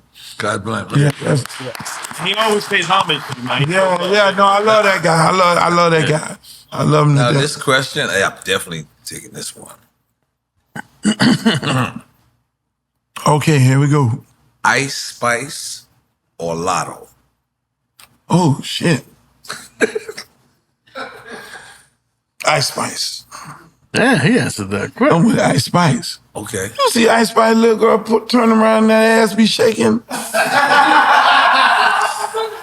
Ice Spice is certified. I certify her. Okay. Never met her in my life. What does that mean when you certify her? What are you certifying? You shaking, that ass is shaking the right way and it's moving and, you know. It's natural? It's natural? It's hard. You got to be a pussyologist 3 steps higher than a gynecologist to explain it. So the ass, I mean, no, Ice Spice is the real one. I never met her before. One day I'm going to meet her. Shit, if she come to Drink Champs, you coming through over here. Yeah. Would you guest host? If we get, we have to have if we get like any other. I want to sit over there. Oh, that'd be gang. Now we give you a mic over there. Yeah, give me. But you still have a mic. We give him a mic over there. Yeah. And then we're gonna have polls with some chicks everywhere. Yeah. Okay, all right. It's gonna be a different Drink Champs. This is what we're gonna do. But you could have came up with it better. You should have said Ice Spice, Sexyy Red. No, we got Sexyy Red coming up. You got Sexyy Red? And we don't come up with this. These guys over there come up with this shit. By the way, look at that guy look at his legs crossed. I know y'all like the this Dominican and the goddamn show. The Dominican and the Colombian comes up with this. The Dominican and the Colombian. The Dominican right there. And the Colombian. Who Colombian? He Colombian. Yeah. And the guy with his legs crossed? His legs crossed is Dominican. He's Dominican. And here's what's weird. Shout out to DR. And here's what's weird. That's the fucking concho. Yeah. Yo, Uncle Luke, here's what's weird. That's my cousin who is Puerto Rican. Lito, what up, dog? Puerto Rican, yeah. But I feel like but I feel like he traded his citizenship for being Colombian. So this is why they be going to Colombia. Like he's live in Medellin. Yeah. Gardena. See. He traded. Bobby. He traded his citizenship. I don't blame you, man. Have you ever took the peep show to Colombia? That should be a different kind of peep show. No. Where's Diego? He's banned from Colombia. All right, let's try to finish quick time with slime. All right, the Pac Jam. I mean, this is going. I know you're gonna answer. Pac Jam or Studio 183?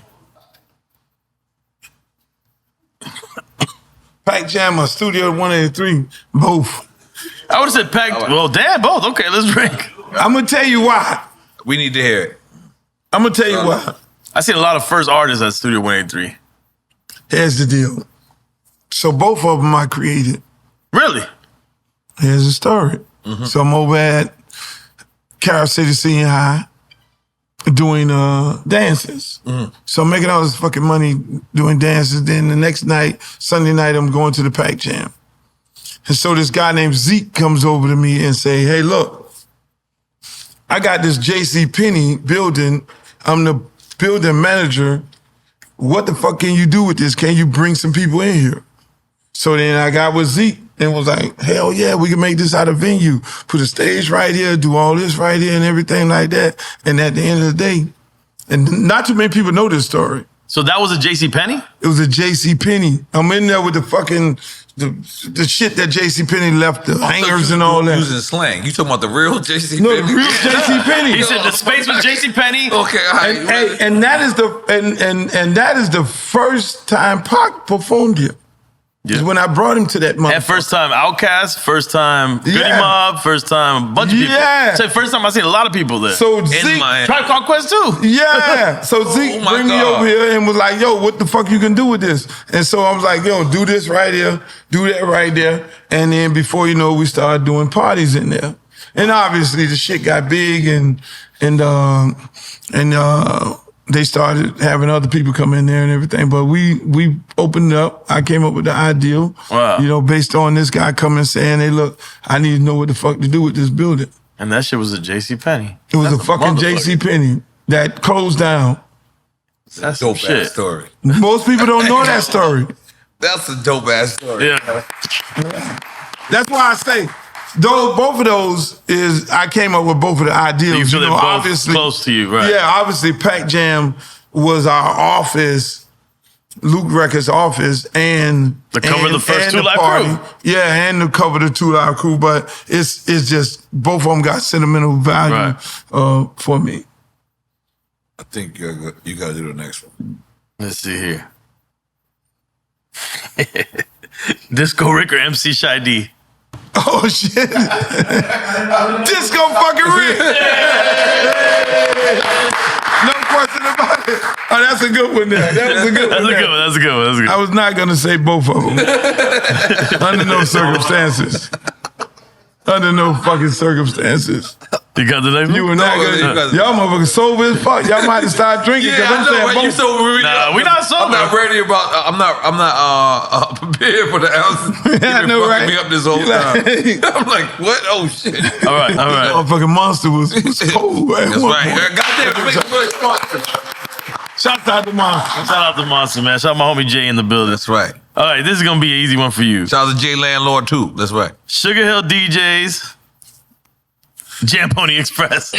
Oh, I can't imagine you saying both when you're part of one. No, I'm Ghetto Style. Oh, Ghetto Style. That's right. Yeah. Ghetto Style. Yeah. Uncle Al, Sugar Hill DJs. Rest in peace, Sugar Uncle Al. Shit. Jam Pony. So you can pick between these. Or is they We both? gotta take a shot. Okay, Al. Al. I gotta go. Jam Pony Express from Tampa, right? Jam Pony is from Fort Lauderdale. Okay. I want to say both. Let's say both. But shout out to both, man, Well, because let's shout they out legendary. Yeah, because they're legendary. I seen a battle with Sugar Hill DJs and Jam Pony Express, and it was the craziest battle I ever seen. It had to be classic. Crazy. Uncle Al, God bless his soul. I mean, Slick Vic. I mean, both of them. You talking about some deep shit. Yeah. I gotta say both. Okay. Even though Al is a Miami guy and I'm a Miami guy, but I gotta give props to both. Are there any other DJ crews? Because those are the Ghetto Style DJs, Sugar Hill DJs, and Jam Pony Express. Are there any more crews that we don't ever talk about? International DJs, Party Down DJs, where Rick used to be with. You had South Miami DJs, Tiny Head, which was the one I mentioned earlier, who brought down Jekyll and Hyde. Okay. You name it. Shit. There was so many DJ crews. They were all over the place. I probably missed some people. What is Boulder Lover with? Both from the radio station? Yeah, both level had a DJ group. Really? I mean, it's quite a few DJ groups. Yeah. But they wasn't all doing the sound system shit. Yeah. Yeah? Everybody, boy, Christmas time, oh shit. With all the speakers, You everything set come up out? on the park, you had the battle. You everybody 64 speakers, 70 speakers, 16 speakers. Oh, you got your ass blowed out. Get the fuck out of here. And do you think that's where bass actually That's where comes bass from? came Because from. of that, the sound system. That's the reason I created it. They had a driving bass in it. You know, even when we did the records, like these records, we would cut the lacquer in the vinyl. You know, Nigga. if you know how close the vinyl is when it becomes so much hard driving bass, we would enhance the bass from what they would have in the studio. Wow. So it was about having a sound where we're from. Right. You know, and it was very little highs, but it was all bass. People would just sit in the bass speakers, in the bass bins, to be able to get the bass. Then they had bass enhancers, so we couldn't do nothing but bass music. Wow. So now this is another curveball. Broward or Dade? Dade, all day. I mean, how's that a curveball? Jesus. He's from Dade. Dade County, all day. Okay. Yeah, made in Dade. My bad. My bad. That's not, you know, we all got a love affair. Now, you'd asked me this shit 20 years ago. Yeah, it was a problem. You know what I'm saying? But I'm always going to say Broward Dade. and Dade? Yeah. And But tell Miami us about- typically had a north and south beefs. You know, There was always these we're beefs. used to barrels. Queens, Brooklyn. Here it's north and south beefs, always. That's always been that way, even with sports. Yeah, the state is a dick. Yeah. Wait. So it's only going north and south. Okay.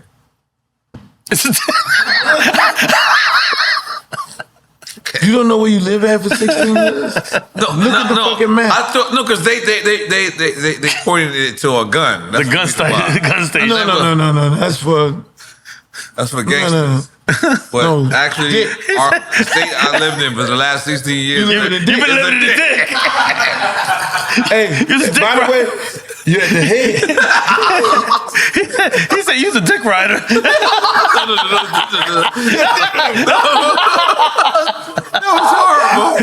No, you're ridiculous, man. In Key West is the piss. Oh, damn. I'm not ready. Look at the map. Fuck. It is. And then so, Or all right. something else. So He said, damn. I'm fucked up. Come on, let's go to finish the next quick one. time slot, man. DJ Khaled chocolate milk. Yeah. Look, Okay. we represent DJ motherfucking Khaled, chocolate milk. He got a fucking Nestle. My God. Hell yeah, we fucking representing. I'm getting That's that my salmon fucking in guy. this That's time. another one of my kids. Yeah, you put him on radio for the first time. Yeah. 99 Jams. Yeah. You know, he did Mix was on the 96, freak- but then you put him on. He was on the Freak Show first. Really? Wait, Before you put Khaled him. was on the Freak Show. Khaled don't seem like a freaky nigga though. Wait. How was that free show? To be honest, what kind of I'm show gonna have to was? put this shit out. Put it up. I'm gonna have to go. Wait, I'm gonna have to go get all these Or fucking give us videos. clips so we can put it in this episode. I'm gonna give you the clip. Okay, what? Khaled, what? Khaled has always been Khaled. Yes, Yeah, he's been the same person for sure. We trying to figure out where you going. Before I did the radio From Mix show, I put 96 him on days, he was always the Exactly. same dude. Yeah. But Khaled sold everything. Typical Arab. Damn. Shouts out to my Arab brothers. Just the way you say Khaled Arabs. Khaled sold every fucking thing. He been like that. He was a hustler. So when you met him, what was he selling? Brick phones. Yeah, and his family had stores. What the hell? Yeah. Khaled, old girl was from New Orleans. Yeah. Then Khaled by way of moved- Orlando, and then they came, Orlando. yeah. He didn't move to Orlando, right? And they wouldn't put him on the radio in Orlando. And so he ended up coming down here. And he was doing the Mix 96 with Butterfuco. Butterfuco, shout out Butterfuco. Right? Shout out Butterfuco.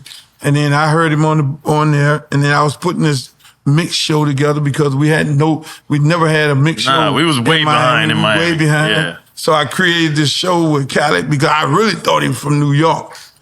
with his sling. And he was down with Terror Squad already, I think, by that He time. was down with Ready? Yeah. Mix 96, he was down with Terror Squad. He was down. He was down with. He always. Him and Fat Joe always. Yeah. Right. So then, and I had a party.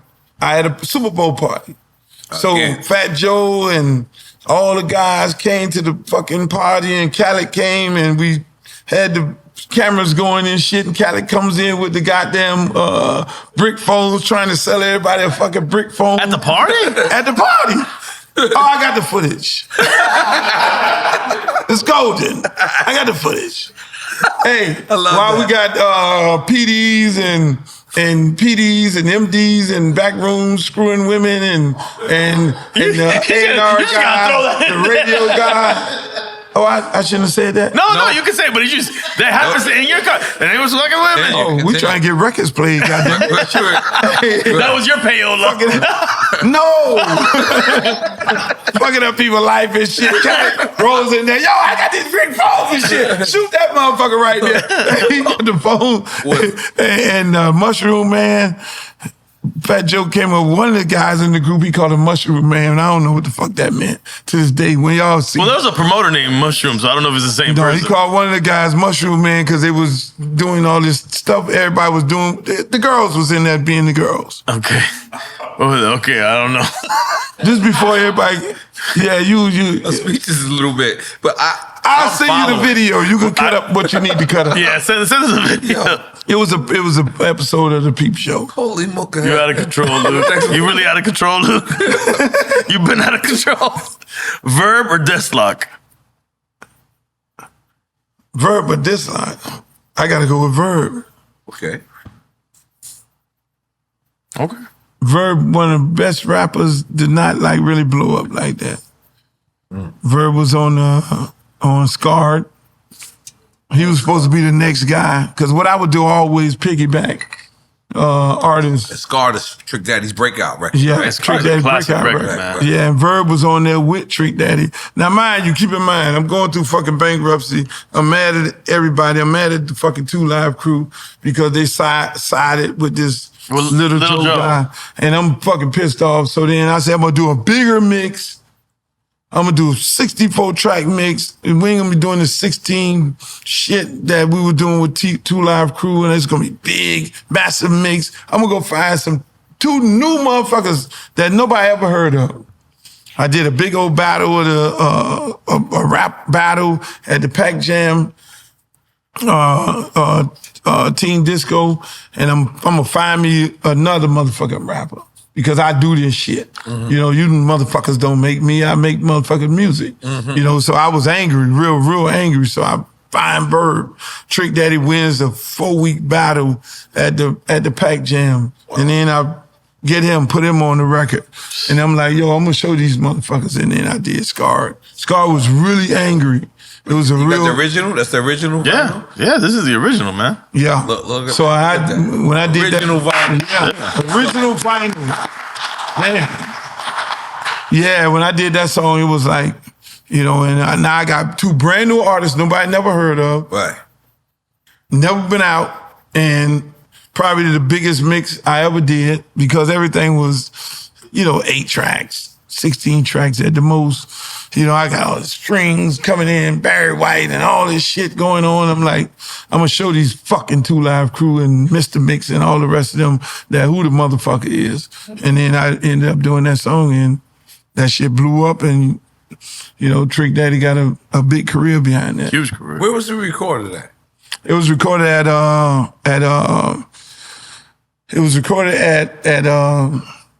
Chris Blackwell's studio in South Beach. On South Beach at the hotel. At the Marlin. At the Marlin. It was at the Marlin. Do shit at the Marlin. The Marlin is crazy, infamous. Yeah. And why'd you put these 2 records together on a record, on vinyl? Scarred. And the Biggie joint. And the big, Scarred was on his own. And then I did the Biggie joint. Because these are together, right? This is the A side and B sides. Oh no, this is the full EP. Yeah. The Biggie joint I did separate. Yeah. But Scarred was I That was mine. Crazy. I'll show you motherfuckers who the motherfucking Don is. And I feel like it dropped during the How Can I Be Down too. I don't know if I'm wrong, but it felt like it was a soundtrack, one of those conferences. Yeah, I always would drop a record around a holiday weekend, right? Especially when a lot of people coming down here, Memorial Day, something like that. When people coming down here, you know, to then take the shit back to where they came from, right? Because we consider it a breakout market. Analog or digital? Both. You gotta take another shot. Yeah, you gotta take another shot. Dale que tú puedes. Yo MTV Raps or The Box? Ooh. You know, The Box was in South Beach. Oh, shit. The Box, music, television, you control. You control. You pay for it. Which box? Ralph McDaniel's box? No, the box that was in South Beach. The one that you ordered from. I'm just fucking with you. Yeah. Actually, shout out to Ralph McDaniel's, but we didn't out here. We didn't have that. So exactly. Didn't have Ralph McDaniel? No, that's what I'm saying. When y'all talk about it, I'm saying I know, respect him, but we didn't have it. Yeah. No, my bad, y'all. I say we had both. Video Mix in The Box, and then we had cable TV with Rap City and I Raps. said both. Because it's I mean, yeah, we already took a shot. We took a shot. Let's take another shot. Another? Damn, fuck.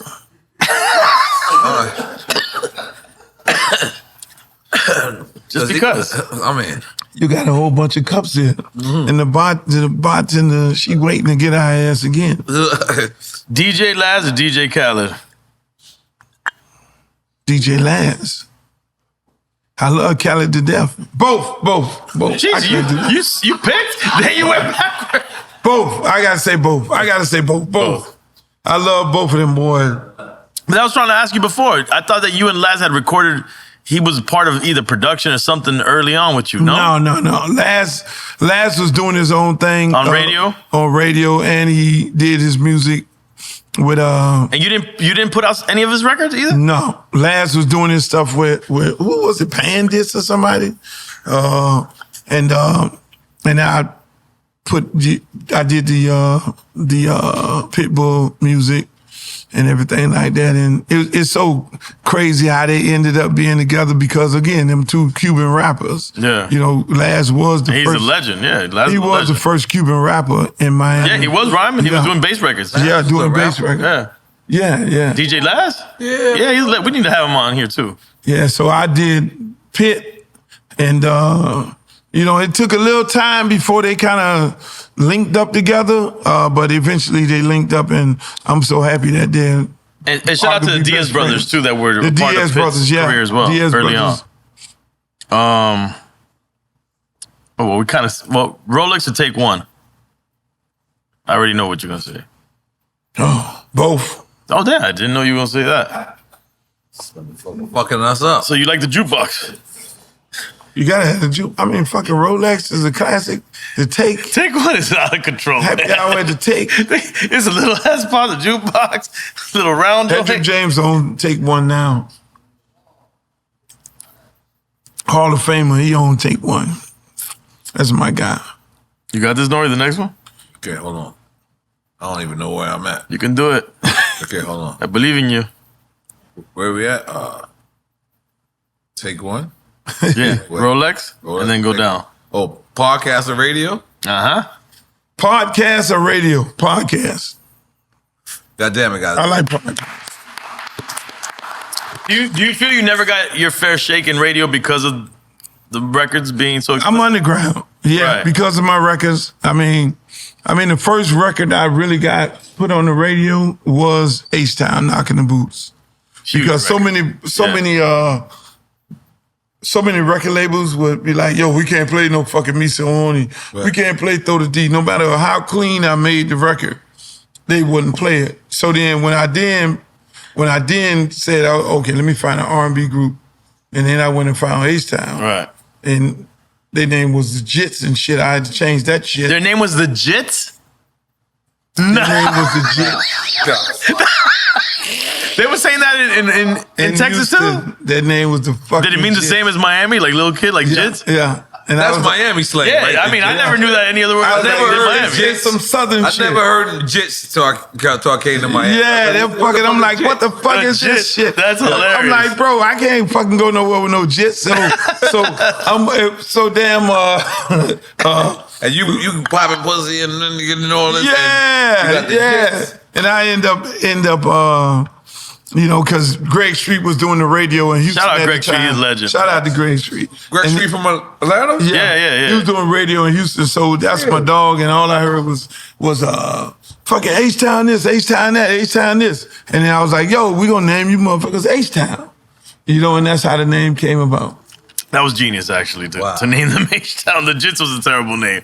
Oh, it was not. I wasn't going nowhere with that shit. And that's why the first song was Knocking the Boots. You know what Knocking the Boots means. Of course. Yeah, smashing. Smashing. That's some Texas shit. So I was like, yo, we gotta have that kind of song, yeah. Okay. Well, that was it. They were saying in Texas regularly? Yeah. That was their thing. I only heard that in Miami. I never, listen. I mean, I thought when I was a kid, because I was a Jit when I heard that record, and I thought that they were from Miami, too. I never knew what the fuck Knocking the Boots was. They had to explain it to me. They were like, yo, look, hey, man, you knock them boots, man. You knock them boots there. I'm like, what the fuck is that? It was like, man, that girl right there, you knock them boots? And I'm like, huh? Oh, I get it, because boots in Texas, I guess, makes more sense. Exactly. And I was like, Think about it. As a New Yorker, I always thought it meant Timberlands. Oh, come on, man. oh, shit. Come on, man. No, get over that. Don't blame my region. You just accepted me as a Miamian. Let me just tell y'all how we thought in New York. We thought everyone wore Timbs everywhere. Okay. It was a shock to us. They was like, wait a minute, they don't wear Timbs in Miami? I wore Tim. Yeah, motherfuckers wore Timbs in Miami. Yeah. Goddamn, come on, Come on, thank you. closet full of fucking Timbs. I had the black ones, beige ones, I had all the motherfuckers. The black ones means you a savage. See, like, if you wear the tan And we had ones, fake Timbs out here with the M&M boots. Remember the M&Ms in the flea market? Fake ones? No, I don't know. You don't remember M&M boots? No, fake ones. Nobody Sonny remember D, that shit? come out. When Sonny D at? No. Sonny D at? I know you wore the fake boots. If You they wore had M&Ms? fake boots out You there. wore What the M&Ms? fuck is the Eminem? You don't remember M&Ms? No, I don't know that. There was Not Eminem. down south at USA. Marshall Mathers, not Marshall Mathers. No. US 1 flea market sold them for sure. Oh, it's What the the store fuck? named Eminem? No, flea market boots. There was like Timberland knockoffs. Yeah, no, I ain't. No. Yeah. Y'all was wilding out here. Yeah, go to the next one. Kodak Black or Bossman D-Lo? Kodak Black. Gunplay or Iceberg? Damn. Both. Okay, fuck. Shit. Dale que tú puedes. Oh, shit. Here go my shot right here. Slip and Slide or Po' Boy Records? Both. Fuck. Damn, Luke, you making us drink. Fuck. Y'all got these hard shit. You want me to Let me ask you this though. throw one of you motherfuckers under the bus? What was your relationship with Ted Lucas, and how did you feel when Trick went to Slip and Slide? Like, how was that relationship? I had no relationship with them at the time. So the story behind that, I was in bankruptcy. So you were going through some shit. I was going through some shit.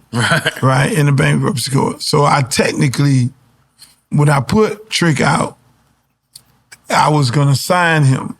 But my lawyer said, if you sign him, then you would be a property of the estate. You're tying him up. Which he would be in the bankruptcy. Yeah, you're tying him up. Right? So I didn't sign him. So we did the song while I was in bankruptcy. Scarred. Did a whole album for Island Records with all that. So I told Island Records. Island Def Jam? Yeah. Well, before Def Jam, probably. It was before Def Jam. Yeah. It was just Island. Just Island, yeah. Island music. Yeah. So it was Hiram Hicks was running Island Records. And I was like, I can't sign you. And so one day he called me up and said, I did a single deal with this record company. And I was like, shoot me the contract, let me look at it. And then it said he had signed I was like, that's not a single deal. You signed a full-fledged contract. God damn. You know, and I was like, best of luck to you. I can't really talk to you about it because it'll be tortious interference of a contract. Oh, wow. Damn. And so we say the best of friends, even to this day right now. Right. No, he has the utmost respect for you. Just like Pid, like you got everybody that you touch. I think they all feel so much respect for you. And they show you love on this show, particularly. Yeah. Keep on Trick, that's my guy. Right. I mean, that motherfucker there, again, him like Pitt, you know, I took him on my side. He actually lived with me. You know what I'm saying? You know, Trick be cooking all the food and shit. Yeah. So he lived with me when he got out of jail. Was he cooking food back then? Cooking? Yeah, hell yeah. That motherfucker was cooking back then. I was like, he was what selling crack and cooking? No, he wasn't selling no. He wasn't no. Whatever he went to jail for. No, he came back. He came out of jail. Okay. When he got out of jail, he was staying with me, which he was doing. He was doing good then. Good. Go to the next one. Crazy as fuck. Love him. Ball Greasy or Billy Blue? Both. God damn. Making us drink. She got these shots and the fucking drink. Yeah. And I ain't eat no food. My base ain't right at all. We would have had Chef teach. Yeah, man. We would have had something for you. Got pizza stop next door. Yeah, we got it all. Damn. Okay, go ahead. All right. Sexyy Red or Glorilla?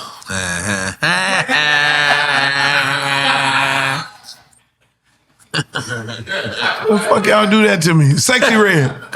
Okay. All right. J-Lo or Shakira? Damn.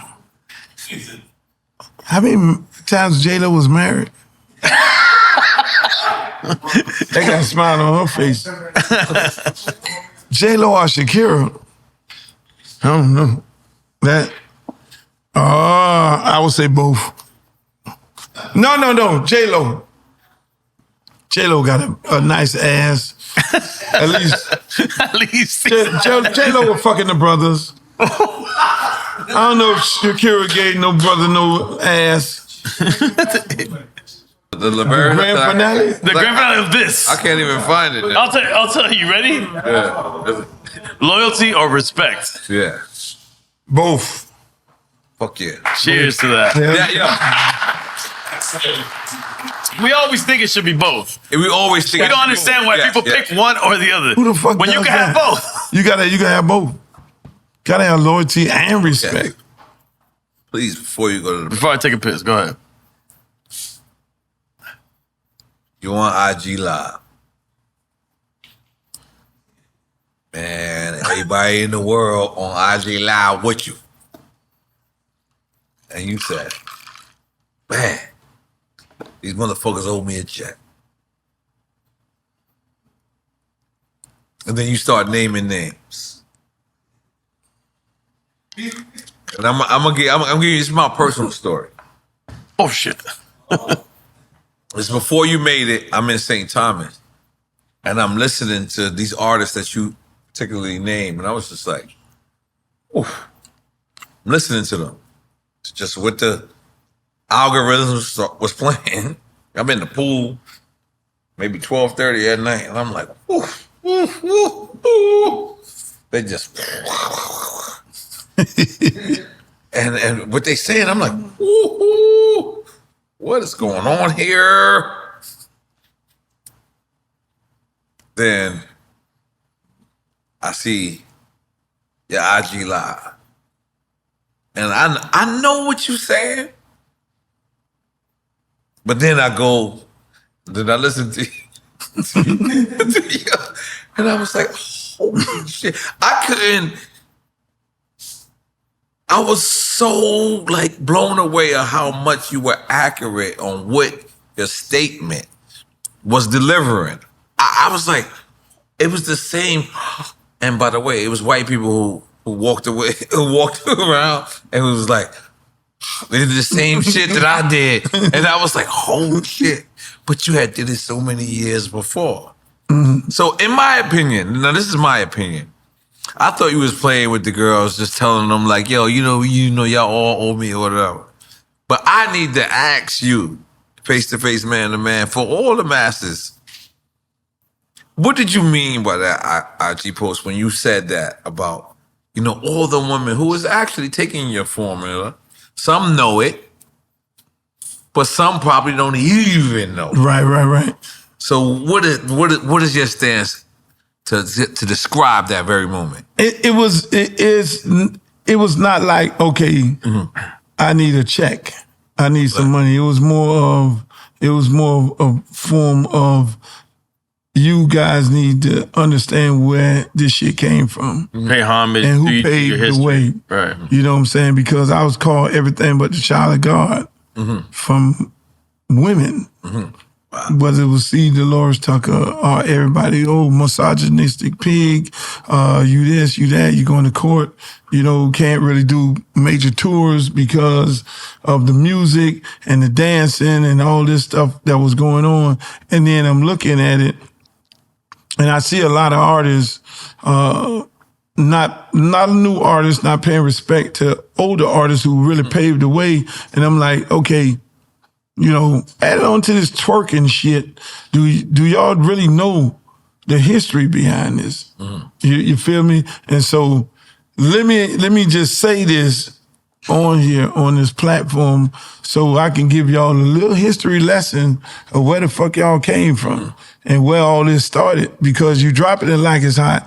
Like, if you go and pull up any one of my videos, you'll see that. The same dancing 30 fucking years ago. 40 years ago. You know what I'm saying? So basically saying y'all need to pay respect to it. Like, I've had conversations with Sexyy Red. You spoke to her? Yeah, okay. I spoke to Sexyy Red and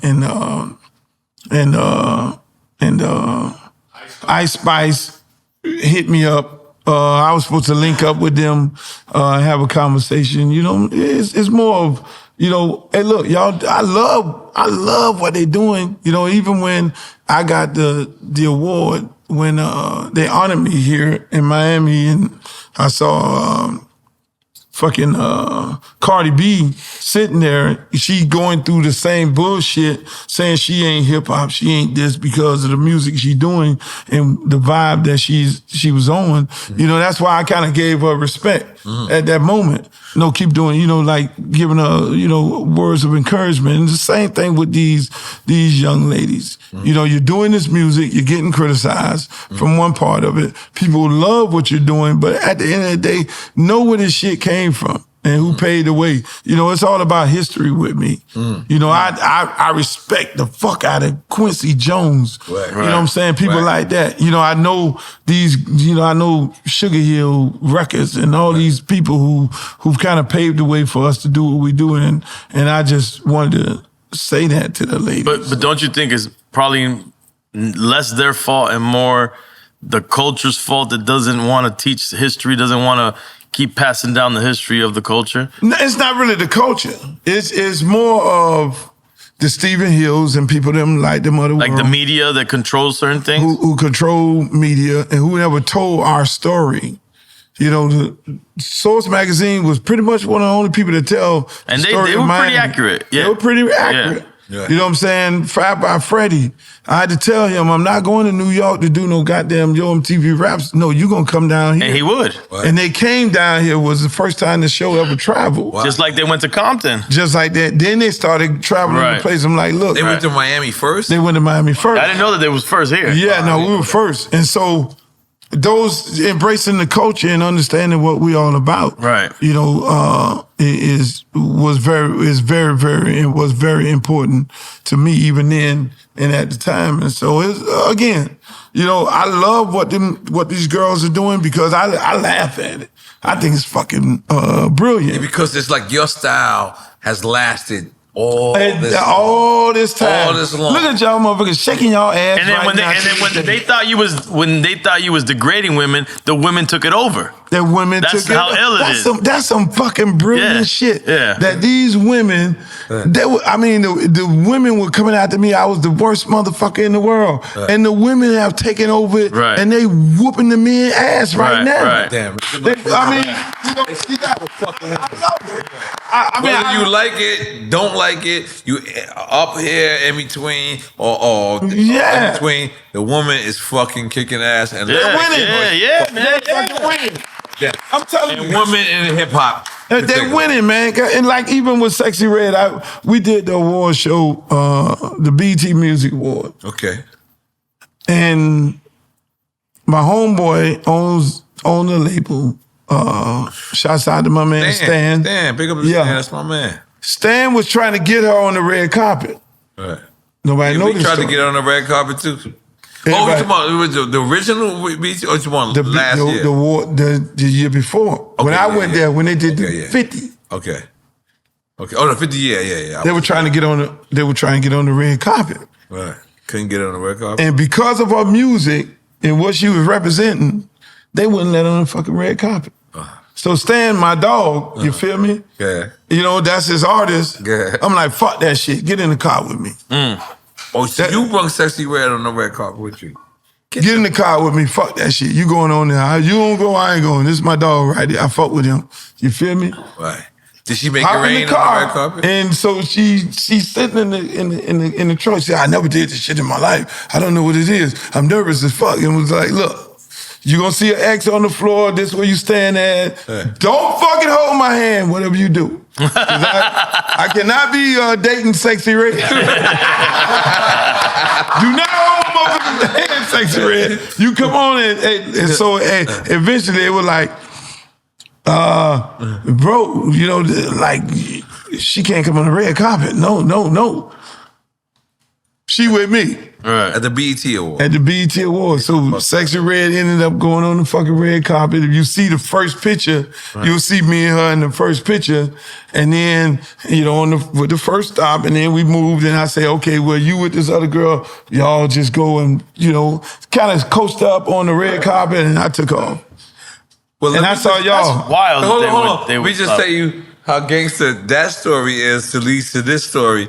We seen Sexyy Red on the red carpet last year. And you know what she did on the red carpet? What's that? She made it rain everywhere. She walked through it. I was about to be like, hey, Sexyy Red. And I was like, she started making it rain. Everybody was like, nah, good, nah. Because you don't want to be the nigga in there. On your face. You don't want to be the dude in there. Like, yeah, Sexyy Red done made it rain on you and shit. Yeah, we're going to take a small piss break. Okay. If you want like a piss break. Yeah, oh my God, I'm so happy. I'm so happy. As many of y'all know, Drink Champs wants to give flowers while people are here to receive them. Giving flowers and celebrating our legends while they can still smell us. We have partnered with What the Flower to create this movement where everyone can give flowers to the legends in their lives. You can now order a custom flower box for the someone you want to show appreciation to by visiting www.wtflower.com and place your orders now. That's hard as fuck. So this was another something that I was very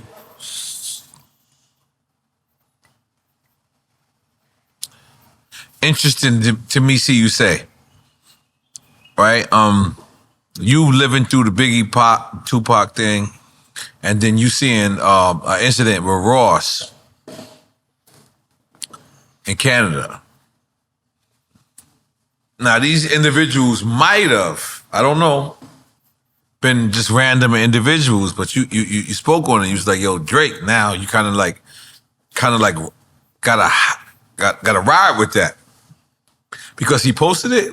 What was the reason why you said that? He liked it. He liked. Yeah, he liked it. He liked the picture. Why did you comment on it? What made you want to speak on that? Well, the thing is, you know, I'm all about peace in hip hop. Right. Number one. Then I'm Miami first. You feel me? Right. And so that incident that happened, it was fucked up. Right. What happened? You know what I'm saying? Because it's obvious that Ross didn't go there looking for that. Right. You know, they wouldn't have went there. Yeah, they wouldn't have went there. Or they would have went there a little more deeper than what they went there. Right. You feel me? And so at the end of the day, I'm looking at my dog Sam Snead, in the fight. And then I'm looking at this other kid who Ross brought out there with him from, one of the guys who used to roll with him, brother who passed. Oh. These young guys out there going through this and this shit happening.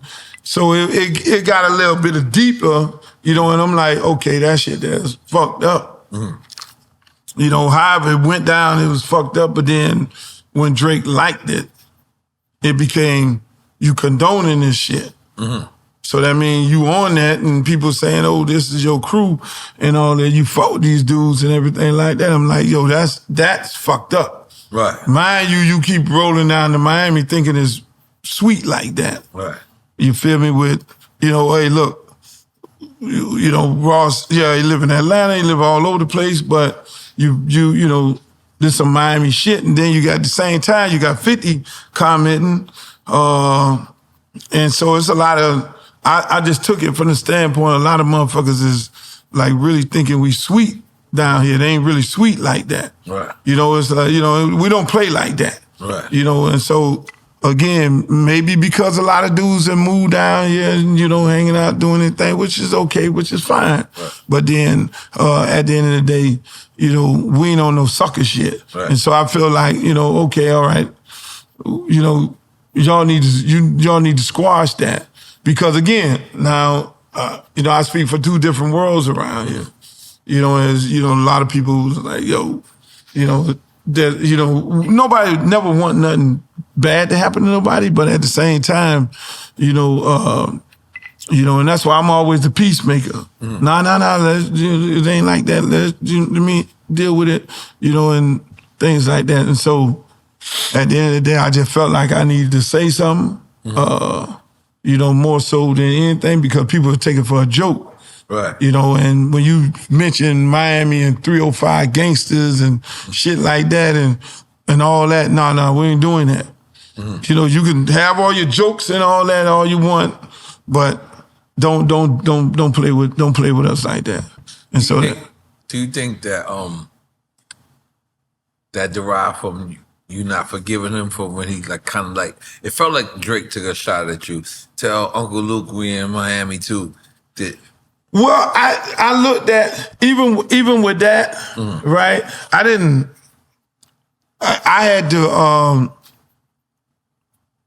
had to put in my mind that's, you know, that was okay. You just saying you out here. Some people say it was a slight diss, right. and then how did you take it? And originally I was like, oh, buddy being slick, right? Really? You feel me? And so I'm like, but then I channeled it again. I'm on some peace shit right now. I channeled it. Oh, okay, all right. You just saying, telling him I'm out in Miami because what really happened was it was with Birdman and them, right? It was with them dudes moving down here and me saying that if y'all gonna live here, you gotta embrace the culture. You gotta do something in the fucking community. Right. You know what I'm saying? It wasn't nothing hard on them. Like, y'all got all these motherfuckers. You got to be a part of the community. There's a lot of people moving down here, right? Yeah. You know, just, you know, go to the park and say hello to the kids and read a fucking book. Go you to know, and all Winn-Dixie, that go to Publix. Exactly.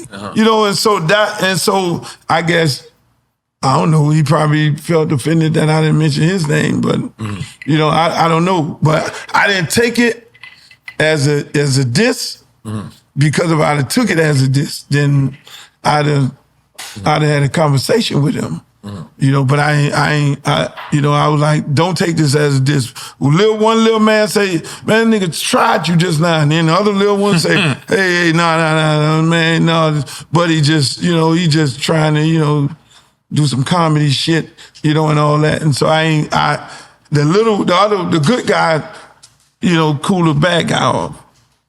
Put it that way. I can say it like that. But I didn't, you know, but people would, tell Uncle Luke I'm out of Miami. And so it became like a thing. You know, people doing Instagram pics. Tell Uncle Luke I'm out in Miami too. Girls and shit. Tell Uncle Luke I'm out in Miami too. I'm like, damn, you fine as fuck. It turned into a positive thing. Yeah, it turned into a positive thing. Because if I'd have probably, you know, had some words with somebody, then it wouldn't have never ended up being a positive. So it turned into a positive, you know, which everybody come down here, tell Uncle Luke I'm in Miami too. Okay, good. Thank you, Drake. Right. Yeah, good job. So, this famous moment, you talk about the Super Bowl. What do you actually think about what happened in the Super Bowl? Do you think especially, the greatest thing about this is your past with Cash Money and Lil Wayne. But traditionally, you said it, most people that's from that town, when the Super Bowl happens, it's not that talent. So do you feel like Wayne was snubbed? Or do you feel like, this was this man's job? And most of the time, they pick the talent before they pick the city sometimes. They pick the talent based on, sometimes. I'm not saying all the time. And sometimes it doesn't align. So this is me sitting back and shutting up. I would like to hear nothing. You're a football expert. And this part, I am not an expert at. So you have Instagram. You are expert. No, not in football. But this has nothing This ain't got this with the sport. entertainment. Okay, entertainment. Okay, This is the entertainment part of the football. okay. So you commented it. So where was you at, and how did you feel when you heard that? And I just wanted a natural response. It brought up fucked up memories of when the Super Bowl happened in Miami. Because I said something then. Okay. I said something, I called Jay out for it. J-Lo? Jay-Z. Okay, all right. He was a part of the Miami one too? J-Lo and Shakira. I think that's when he eventually. That's when he started? That's when he eventually took, from my understanding, he took over the entertainment part of it and booking the artists and everything. And me and him had a conversation. I love him to death. That's my fucking guy. Right. So we had a conversation Right, you put about sex that. behind him in your show. It's cool. Yeah. Yeah, so it ended up, and I expressed my feelings toward that. These two girls ain't from Miami. You know what I'm saying? And he told me his part of it, why he thought I'm like, look, Miami is, I had to explain to him, this is a melting pot. Right. And I know y'all doing something globally, but we got some global artists too. Pitbull is global. Flo Rida is global. Rick Ross is global. You feel me? And so, those artists should be, and it ain't nothing about me. Those artists somebody should have consulted with somebody around here before doing that, because I only found out when I saw the fucking commercial. It was like, so we had that, and okay, well, we'll work something out with this. And so that situation with Wayne kind of brought that back up in me. But then moving forward, after the Miami shit, then they did it right in LA. They did it right. Right. They did that shit right. Okay. So after Miami. After Miami, because, I was fucking hot. Even before Miami, the dudes in Atlanta felt some kind of way. But I don't think the people were involved. Maroon 5 in Atlanta? Exactly. Yeah. You feel me? Oh, I didn't beat. That's so my Atlanta had problems at first. 5. So then, if you want to do that shit, I didn't peep that. I'm so sorry. Exactly. That shit went over my head. I got you. Right.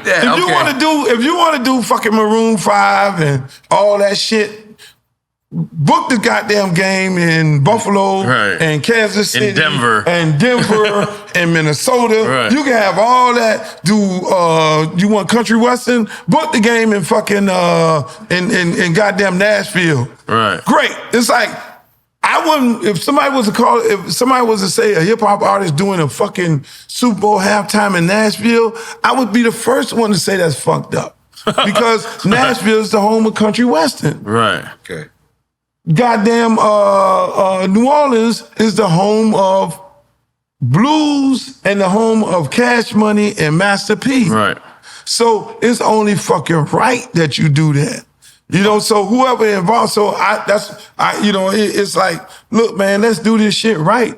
I love Kendrick Lamar. I love what the fuck he do. I never met him in my life. I love his music. But he's black, and New Orleans is a black motherfucker. I understand that. He's black. He's everything. Hottest fucking song ever. Hottest black artists. And I don't look at it like a diss to Lil Wayne.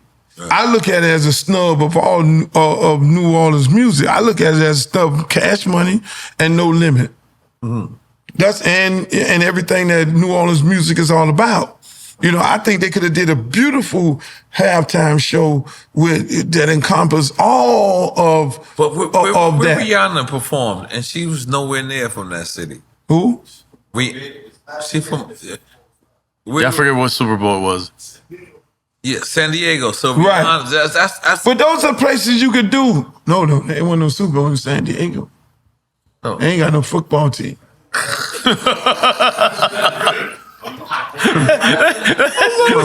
Motherfucker ain't got no football He could drink team. a million drinks. Be like, Fuck that Sorry. shit. San Diego ain't got no football team. Get a team in San Diego. okay. But to Jay's, he commented on this. He commented on a long time way ago. a Yeah, long he time said ago. that we couldn't He couldn't stick consistently to picking artists from the specific city because that would hold him to something that he couldn't do consistently. Because not every city would have. Arizona, you can have anybody in Arizona. Right. No disrespect to the music community in Arizona, but you know, when you look at 32 teams in 32 cities, right? You got some country western cities, you got some black ass cities. You can really build the entertainment around that. Right. You go to Tampa, I love some of the Tampa artists, but it's on a global. We're talking global artists. If you got global artists in that The most town, watched television exactly that year, right? around the world. And people don't even watch television no more. So continue. Exactly. So again, if I'm gonna do the halftime in Tampa, I can have anybody. If I'm gonna do the halftime in Minnesota, I can have anybody. If I'm doing it in Nashville, I can have I see what anybody. you're saying. These are NFL cities. You feel me? But then now when you go into Atlanta, Miami, New York. Culturally, historically, these cities have something. Right. You can go to fucking Buffalo and just put it, whoever the fuck you want to put on there. You know what I'm saying? So I understand the argument that we can't tie it to that, but yes, you can, because Buffalo getting ready to build a brand new stadium.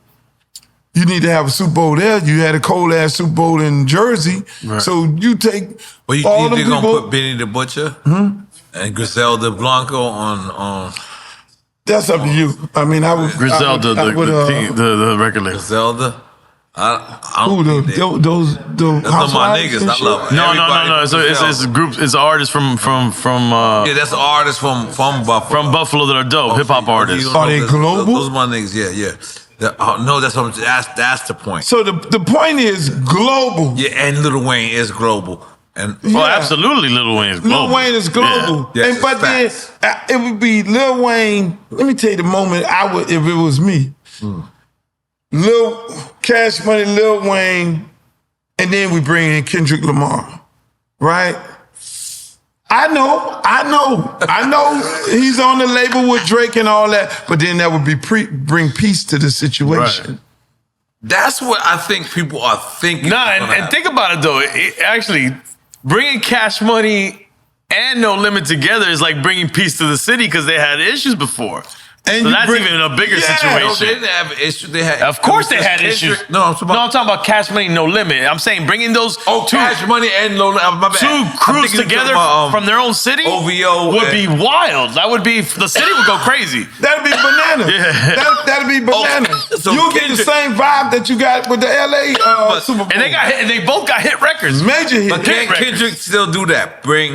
Still perform and bring Cash Money and No Limit? I think it's possible. I think it's You can possible. make it happen. And Kendrick go right in the middle of that motherfucker. I think do what he had to do. Kendrick got something up his sleeve, to be honest with you, that's gonna make something I right hope so. out of this. I hope. I think so. I hope so. Y'all got me hyped right now. Because Kendrick But is just ill imagine now. shit. Both of y'all opinions I did not think of. What? No, like how you just broke that down. Like I swear to God, I just thought that the NFL commission just said, "Give us the hottest artist," and how y'all just broke that down. Like both of y'all, it had two different opinions. But if that was to happen, but then let's just be honest. Can Kendrick really bring out Lil Wayne at this moment? I mean, I'm asking. It's not impossible. It's not impossible. It's not impossible because the thing is, again, everybody have a sit down, a conversation. Maybe it's a little rough because Lil Wayne will feel like, okay, man, I'm some side bitch or something like that and don't want to do it. But then because it should have been really the other way around, me bringing him out. And then now it ain't going to be a New Orleans thing. It'll be more of a feature. Right. You coming in on, so it'll be, I've seen a lot of things happen, but for me, if it was me and it was, that would be hard for me to go do. And let's be honest, we don't know until it happens. You don't know until it's happened. Because they might do something that we don't expect.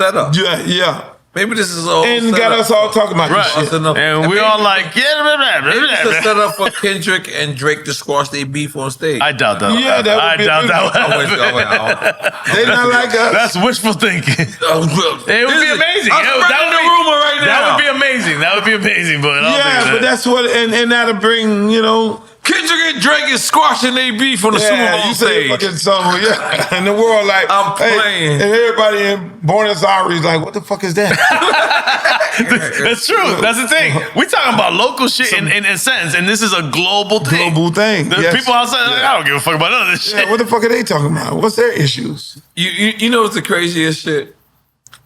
Hip hop, from y'all beef to do or whatever these people beef is. This is what I believe. The biggest hip hop beef was there to beef just now because no matter where I went, everyone asked me because the internet. Because of the internet. Because the internet Because took, and they actually executed everything on the internet, on social media. Right. Like it was all done live. We could all just watch Twitter, watch Instagram, and they was dropping the diss records in real time. By the minute, they was executing in 5, 4, 3, go. Let's go. Yeah. This motherfucker put out 1 million records. I remember that night when the shit was going down. I was there. Yeah. My wife and my kids said, I'm going in my office. I'm coming out until this is done. Just make some noise for how big his house is. So, I know it's a cliche question, but I need to ask you. You ever think that hip hop would make it this far? I always knew it would. You knew it would? Yeah, I always knew it would. Okay, now let me ask you another question, real fast. You ever thought your style of hip hop would make it this far? Because it's crazy. One of the things that you said in the blog is like, yo, I could tell you was playing, like you know what I mean? Like you messing with the girls. You messing with the girls. I could tell. I know that. But for everything you got critiqued with, and I swear to God, I listened to the radio the other day. I almost counted how many words was clean. It was like 52 words. The whole day? Like, no, I'm talking about one record. Like, it was like... No, and the words that were clean, the phrases were outrageous. Yes. And I'm like, yo, Uncle Luke Courageous, like, you actually have a whole genre of music that really does owe you. I know you was playing around. But did you think, like, I just asked you, ever thought that hip hop would make it different? You ever thought your version of hip hop that you created with your own mind, your crew, would not only make it, but it's the forefront? Years later, No, I never thought that in a million years. I always, when I took the business serious, I always wanted to be like the OJs as an artist. I want to be like Frankie Beverly, God bless his soul. Yeah. Because them dudes perform. I know in order to stand the test of time as an artist, you got to be a great performer. And so when I do shows, I perform. You know what I'm saying? And that's why I love Dougie Fresh and people like that. Best performer. They put on fucking shows, And so doing the music, I know sex sells, right? It would allow me to be able to go down the highway with no traffic because ain't nobody. It's your own lane. It's your lane. It's my own lane. Even doing these album covers and shit, putting them in the store. We gotta cover her up though. Sorry. Yeah. Yeah, you gotta cover that up. Fucking married guys. I'm the only one that's not married no more. Oh, bad. You're not married, you said? No more. That's why he was different back then. He was married back then when he was on Drink Champs earlier. No, I was running for office or some shit. and married. I was a politician. I'm back out there now. I'm sorry. No. But yeah, it's we trail off into these. No, but let me ask you: is there any regrets to anything you've done? No. You as because be honest, you're a family man. You got kids, maybe grandkids. Mm. Do you have grandkids? One grandson. Okay. Is there anything that you feel like I regret because of that it reflected on the family in any kind of negative way? No, not at all. Didn't I tell you? Like how do you separate Uncle Luke from Family Luke? Because or I know it's two people. I know I'm an entertainer, right?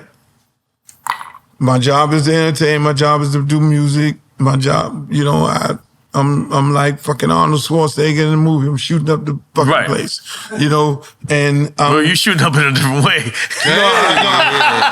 No, I wasn't shooting up the club with the girls. So I got, and then there's Luther Campbell, who my mom raised and all that, and he's the businessman. He's the record executive, the guy who has to be creative and be the father.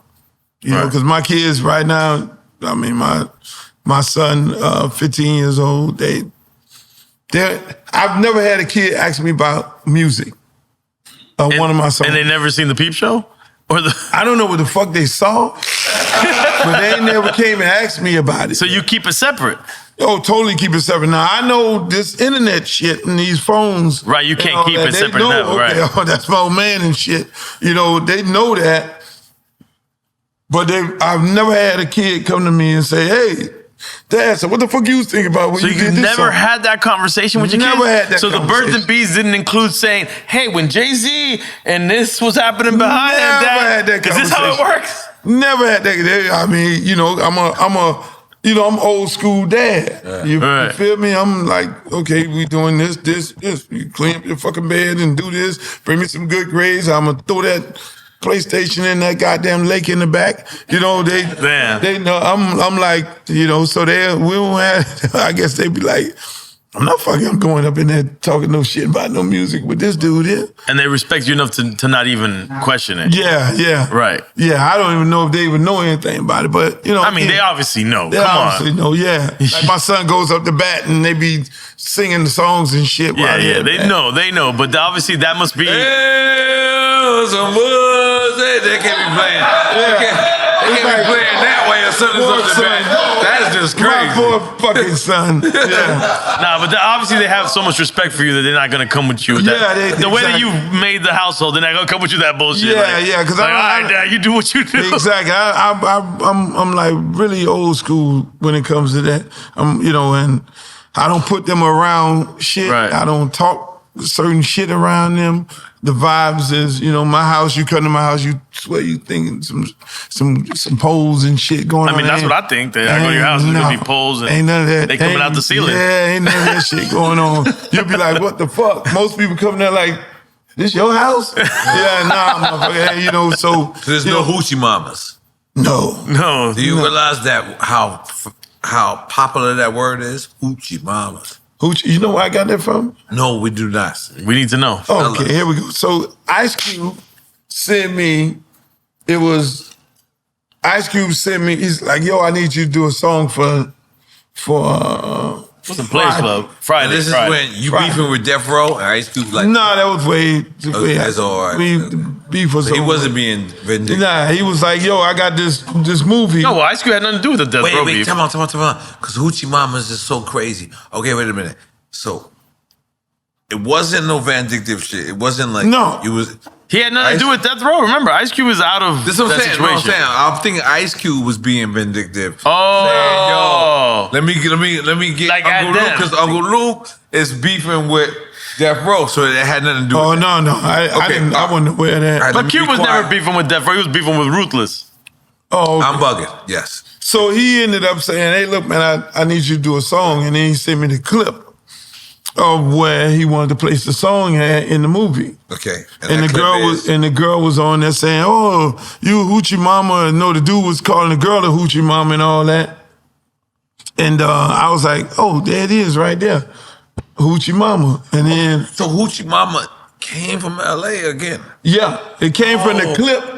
It came from it was. See, man, I try to tell you, man. All right, well, LA, yeah, Miami, LA. yo, that's how we.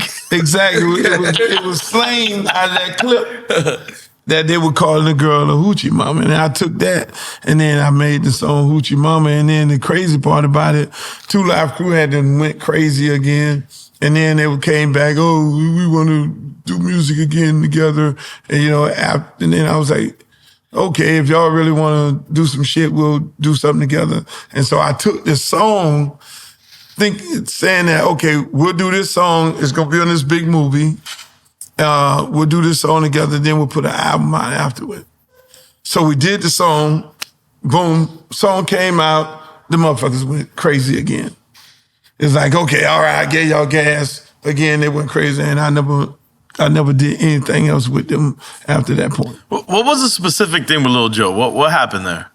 Lil Joe used to work for me as an entertainment. So how did he get ownership of stuff? In my opinion, he conspired with Richard Wolff.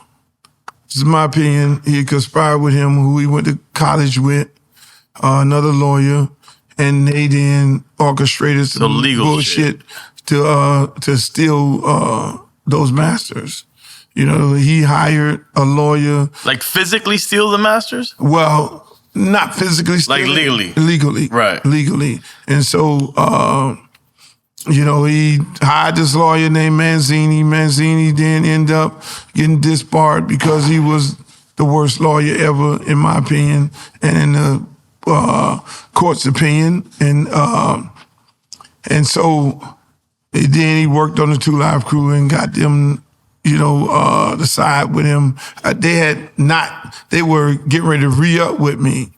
And so their contract was over. They never re-signed with me. They were supposed to re-sign with me doing that Hoochie Mama record.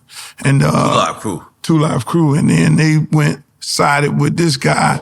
And then I had all these lawsuits going on with this MC Shadi, which they were saying, oh, he sold all these records. And then, mind you, then I ended up into an involuntary bankruptcy. Lil Joe went to different creditors because if you don't know, you can have 3 creditors say that you didn't pay them, and they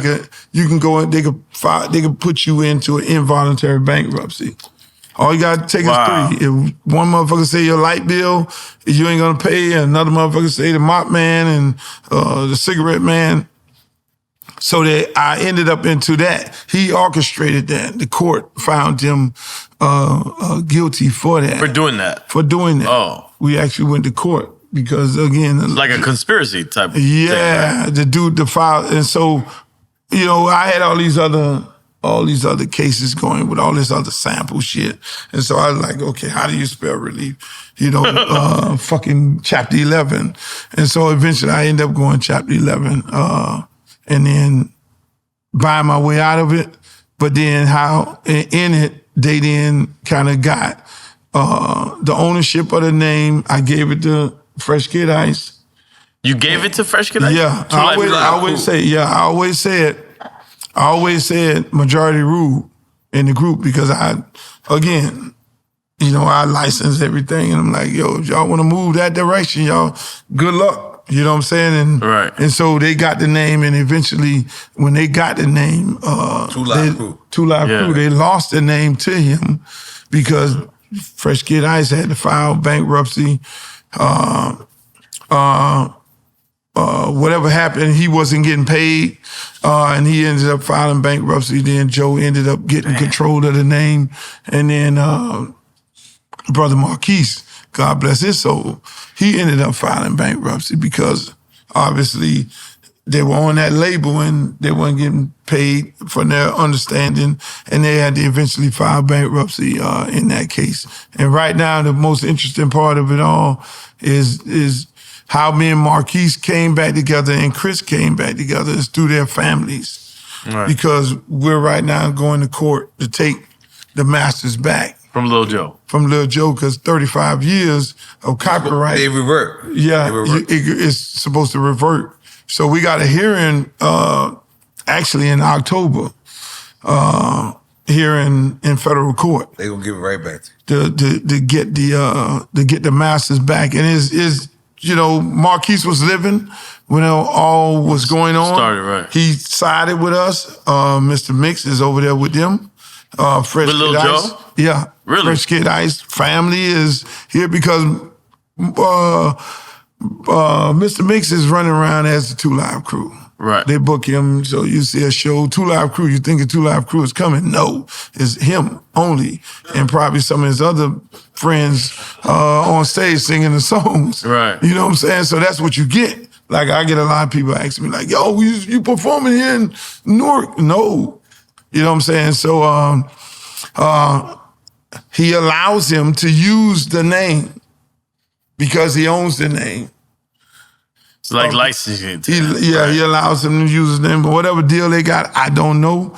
But at the end of the day, we'll be in federal court down the street. Damn, in October. So hopefully, you know, God willing, we get this catalog back. And the beautiful part about it is because, you know, Mark done died.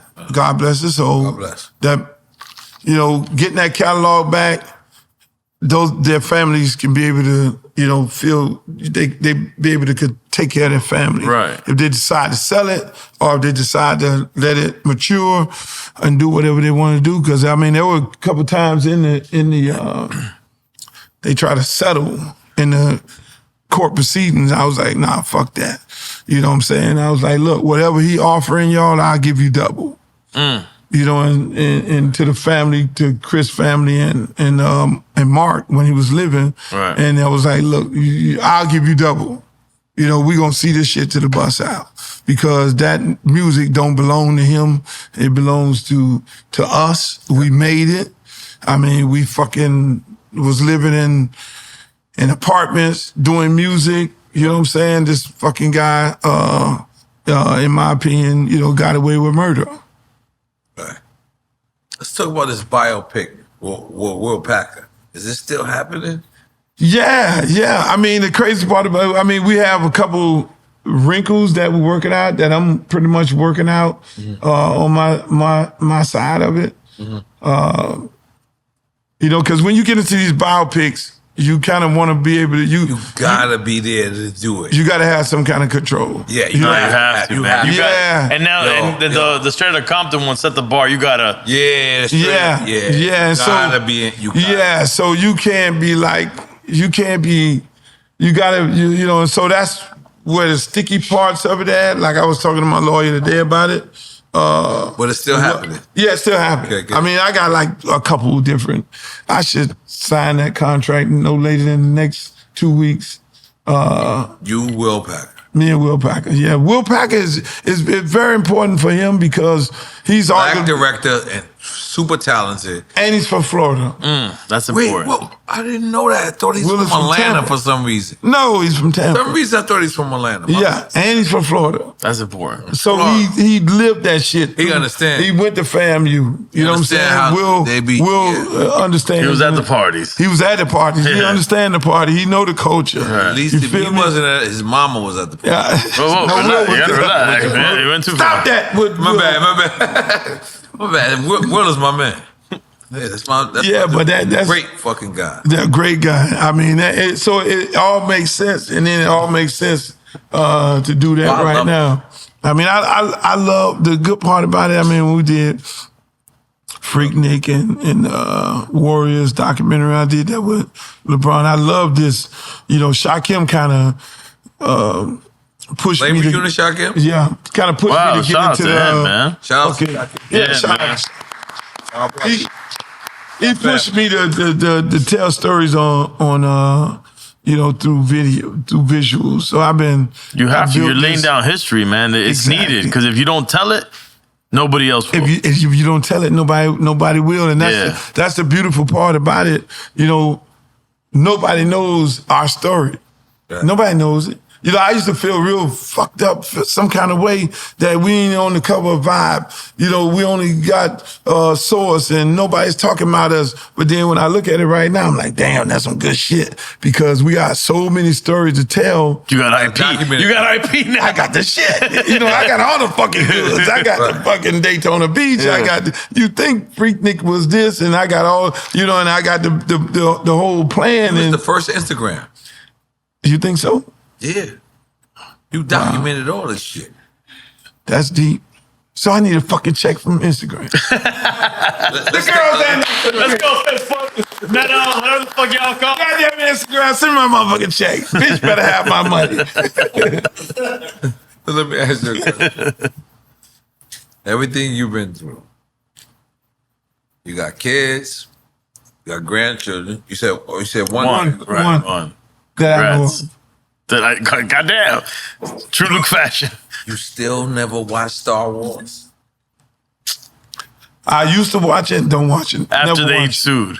No, never watched it. Fuck that. No, you said you used to. Those you used to. Before they sued me. Right. I was fuck Star Wars. Fuck George Lucas. Damn, man, I like Star Wars. Fuck Darth Vader. Nah, J.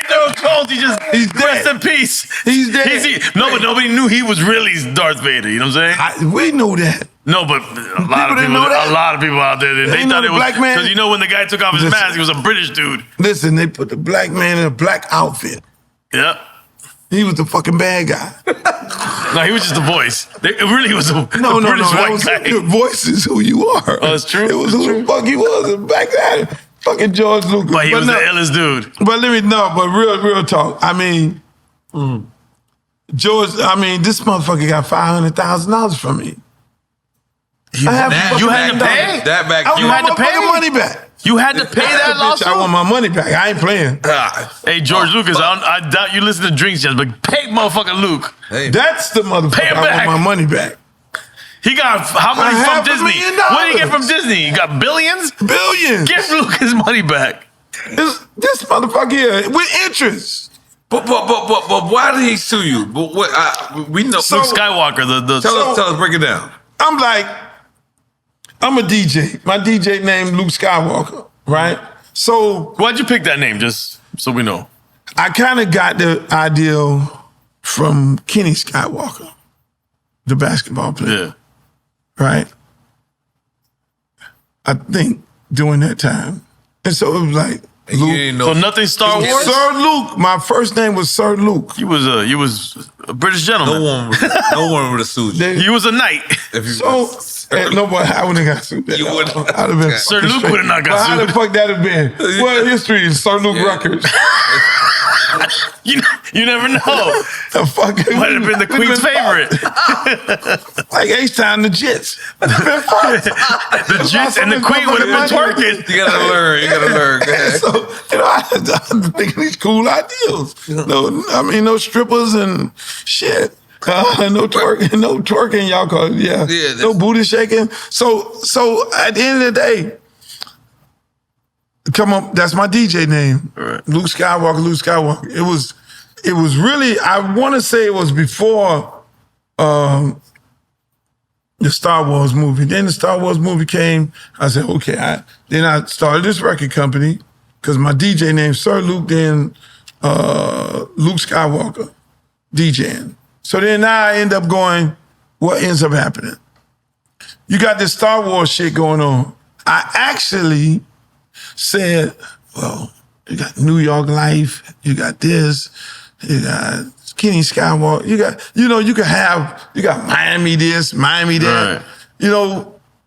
I'm not doing I'm not the white guy with no shit. I'm not doing a movie. You know, so in my mind, You think it was the same lane, right?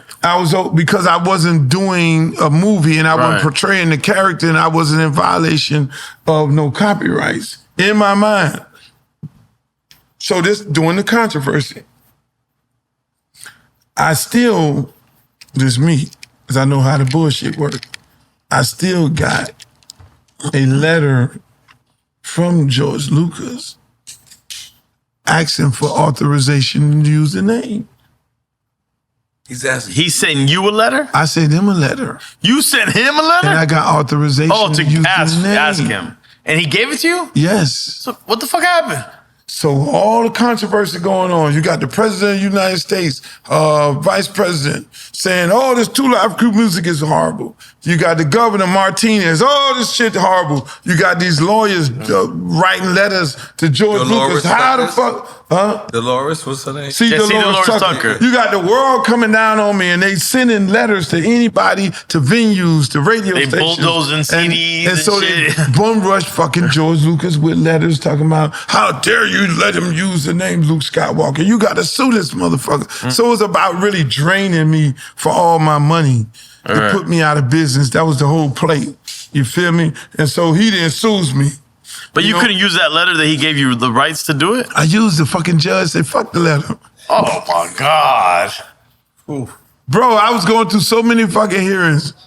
Even on Me So Horny, the girls who was, you know, on the beginning of the They wasn't horny anymore. Yeah. I got sued from everybody. I was in court. The judge was like, yo, only way I wanted to hear this case was I wanted to see the bitches. What? Judge brought me in the back. He's like, Mr. Campbell, I need to see you in my office without the lawyers. And I go in the back and he was like, yo, man, what the fuck are Me So Horny bitches? Oh my. I say, motherfucker, you got me up in here with the jury sitting out. He tell him throw out the case. He threw the case out. Oh, he threw it out. Oh, he's a good. He's a real nigga. I've been through so much shit, bro. And look, there's so much shit I done forgot. No, you gotta put it in the movie. It's hard. That's why it was hard for me to do a movie because I originally had to deal with Lionsgate to do the movie. And then Biopic. The biopic. But I was like, look. Documentary. Biopic. I'm like, it's too much shit. Yeah. So that's why I started cutting up stuff. I did the Warriors with LeBron. Right. On my football team. Then I did Freaknik. Then I have another show that I have that's a part of my life story. I say, because I can't put it all in one. You know, I could spend a whole movie on the whole censorship part of it. You know what I'm saying? It's difficult when I start looking at it. I'm like, I may need to do a scripted series because this shit is really difficult. Like Wu-Tang. Like Wu-Tang. Ooh, that would be ill. Yeah. So that would be crazy. So we kind of, I was able to cut up a lot of stories to be able to get those stories told. I've carved out quite a few other stories that I'm doing as projects in this thing because, again, you know, when you sign up with Paramount or anybody like that, they want all your fucking rights. And so I did all these carve-outs of all these other projects. 360 deals back then? Yeah. Yeah, now. So I did carve-outs because I know what the movie is. I know what the strip is. We know what we're going to accomplish with that. But then I'd say, okay, I need to be able to do these stories right here. You can't tie up my life rights for all these other stories. Right. You know, my boy Evan worked with you worked with Cocaine Cowboys and yeah, we did. Evan's a good dude. We did Warriors of Liberty City. Yeah. And he always advocates for everything you're doing, man. Yeah. A good dude. Yeah, Evan, good guy. Bruce Springsteen. How the fuck? Oh, banned from TV? Banned in USA. Banned in USA. I said banned from TV. That's you. Yeah. You put me and him together. Yeah, like more. They kick you out of TV? Yeah, kinda. What happened? Because I was following you. And you was banned from the USA. He wanted to be just banned from TV. Right, so you beat the court case. I never looked at you as that kind of guy. Cause you my uncle. You my uncle for real. With your, hell yeah, you my guy. For real.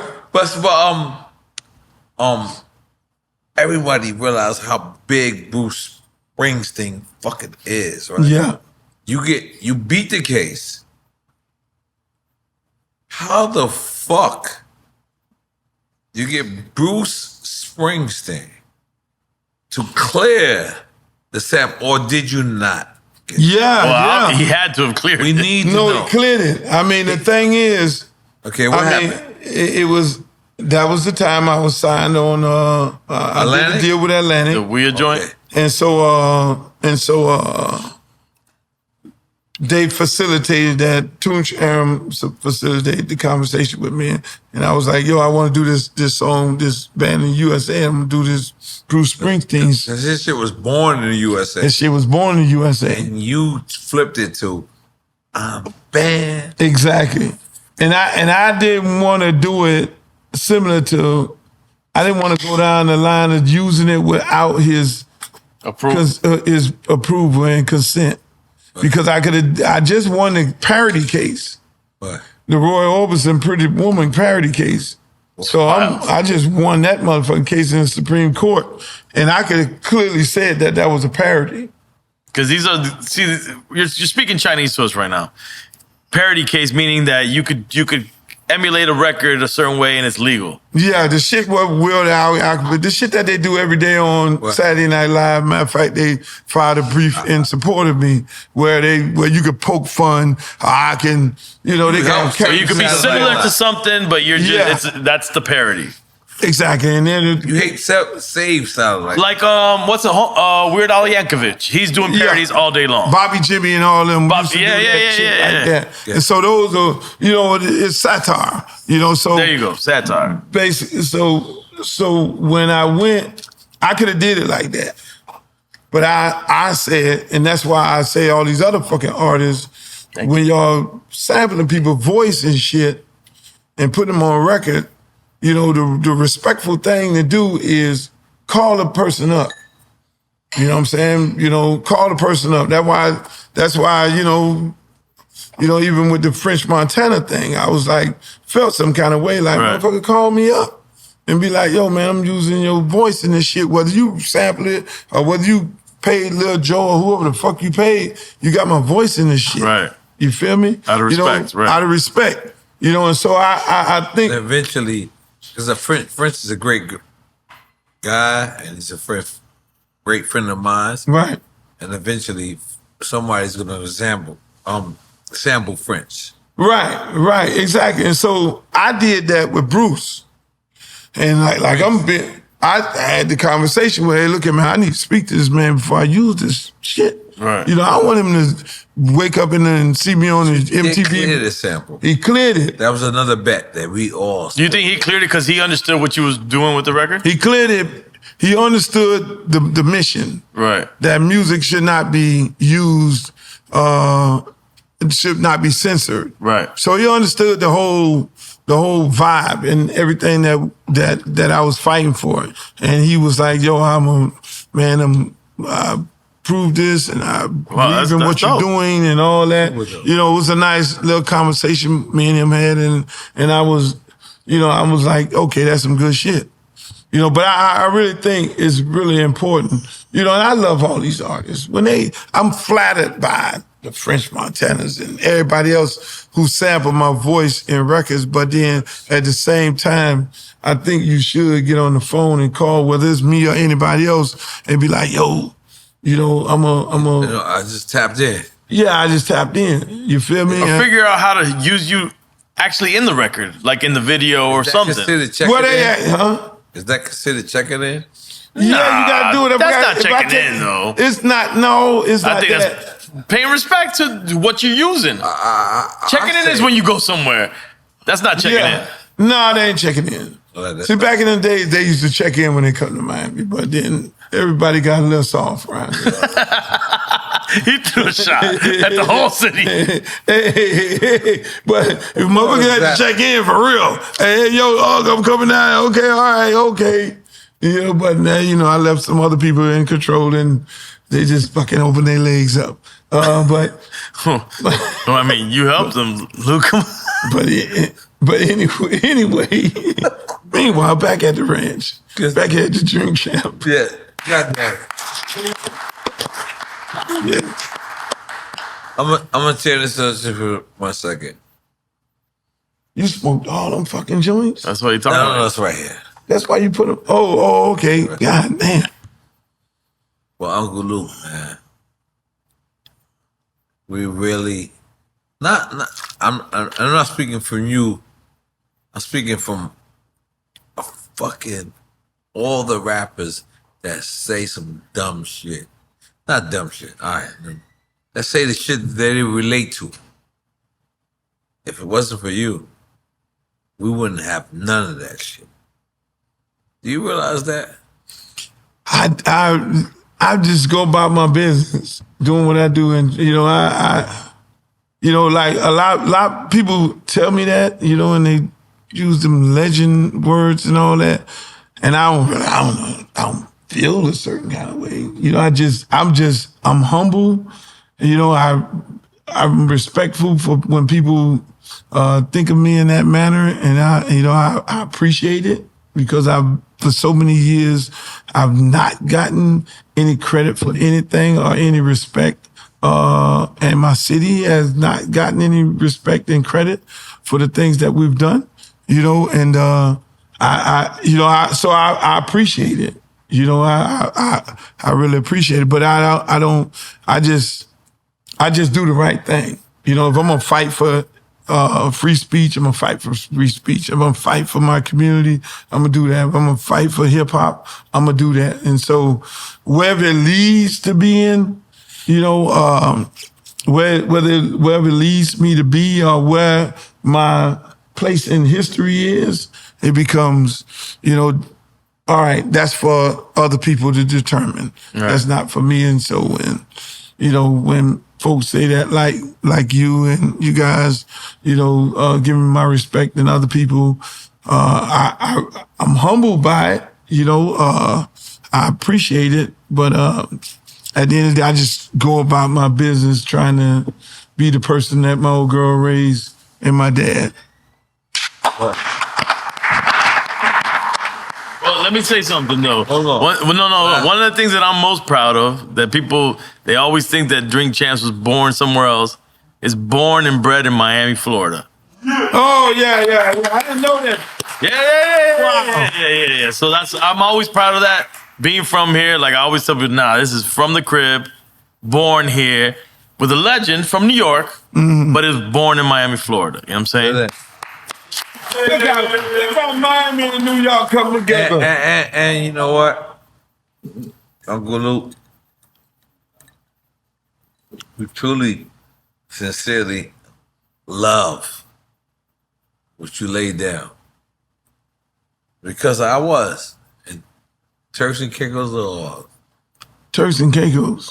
You keep going back to that. This is what he just celebrated his birthday over there. St. Thomas. Now look, and the ladies, I had all my family, and they was celebrating. I was like, wait a minute. Y'all listen to their language, and I was like, ooh. And then you're speaking English though. No, I'm talking about the language that I was hearing, and I was like, oh shit, because I'm 47 now, so I was like, ugh. But then I remember the first time I heard that shit. It's my motherfucking. Take a picture. So, but I was a kid growing up in Liberty City, and I would have to go to South Beach to play football. Organized the hood, sports. right? Yeah, overtime right there. And then you got Liberty City, where I'm from. My old girl them lived in town. That's where they came from. And I used to get bused to Miami Beach all the time to play organized sports.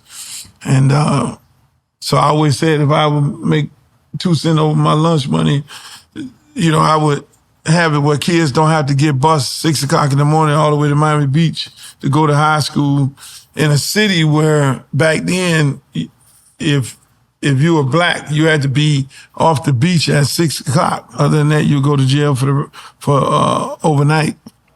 Okay, hold on. Tell on. Let me stop you for 1 second, because this is in my notes.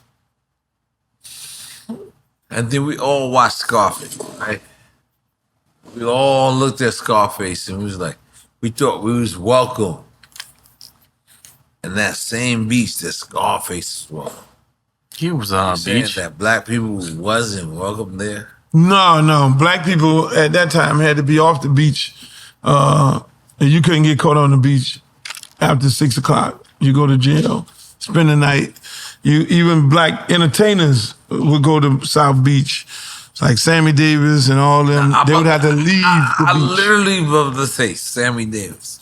Yeah. You telling me Sammy Davis would have got arrested? Oh, hell yeah. He dealt with that a lot. He dealt with that a lot, even in Vegas. You couldn't even stay on the beach. You couldn't stay. The hotel Yeah, that black Sinatra trying people to go fight in from. right now and stay in. This is the same Miami Beach. Same Miami Beach. It's South. And It's right still the now, South. It's still segregated. Miami Beach is still, they dead at spring break. The same place. That's why you see is this. that black break? It used to be. There's no break now. Yeah, they dead at black break. They did it, yeah.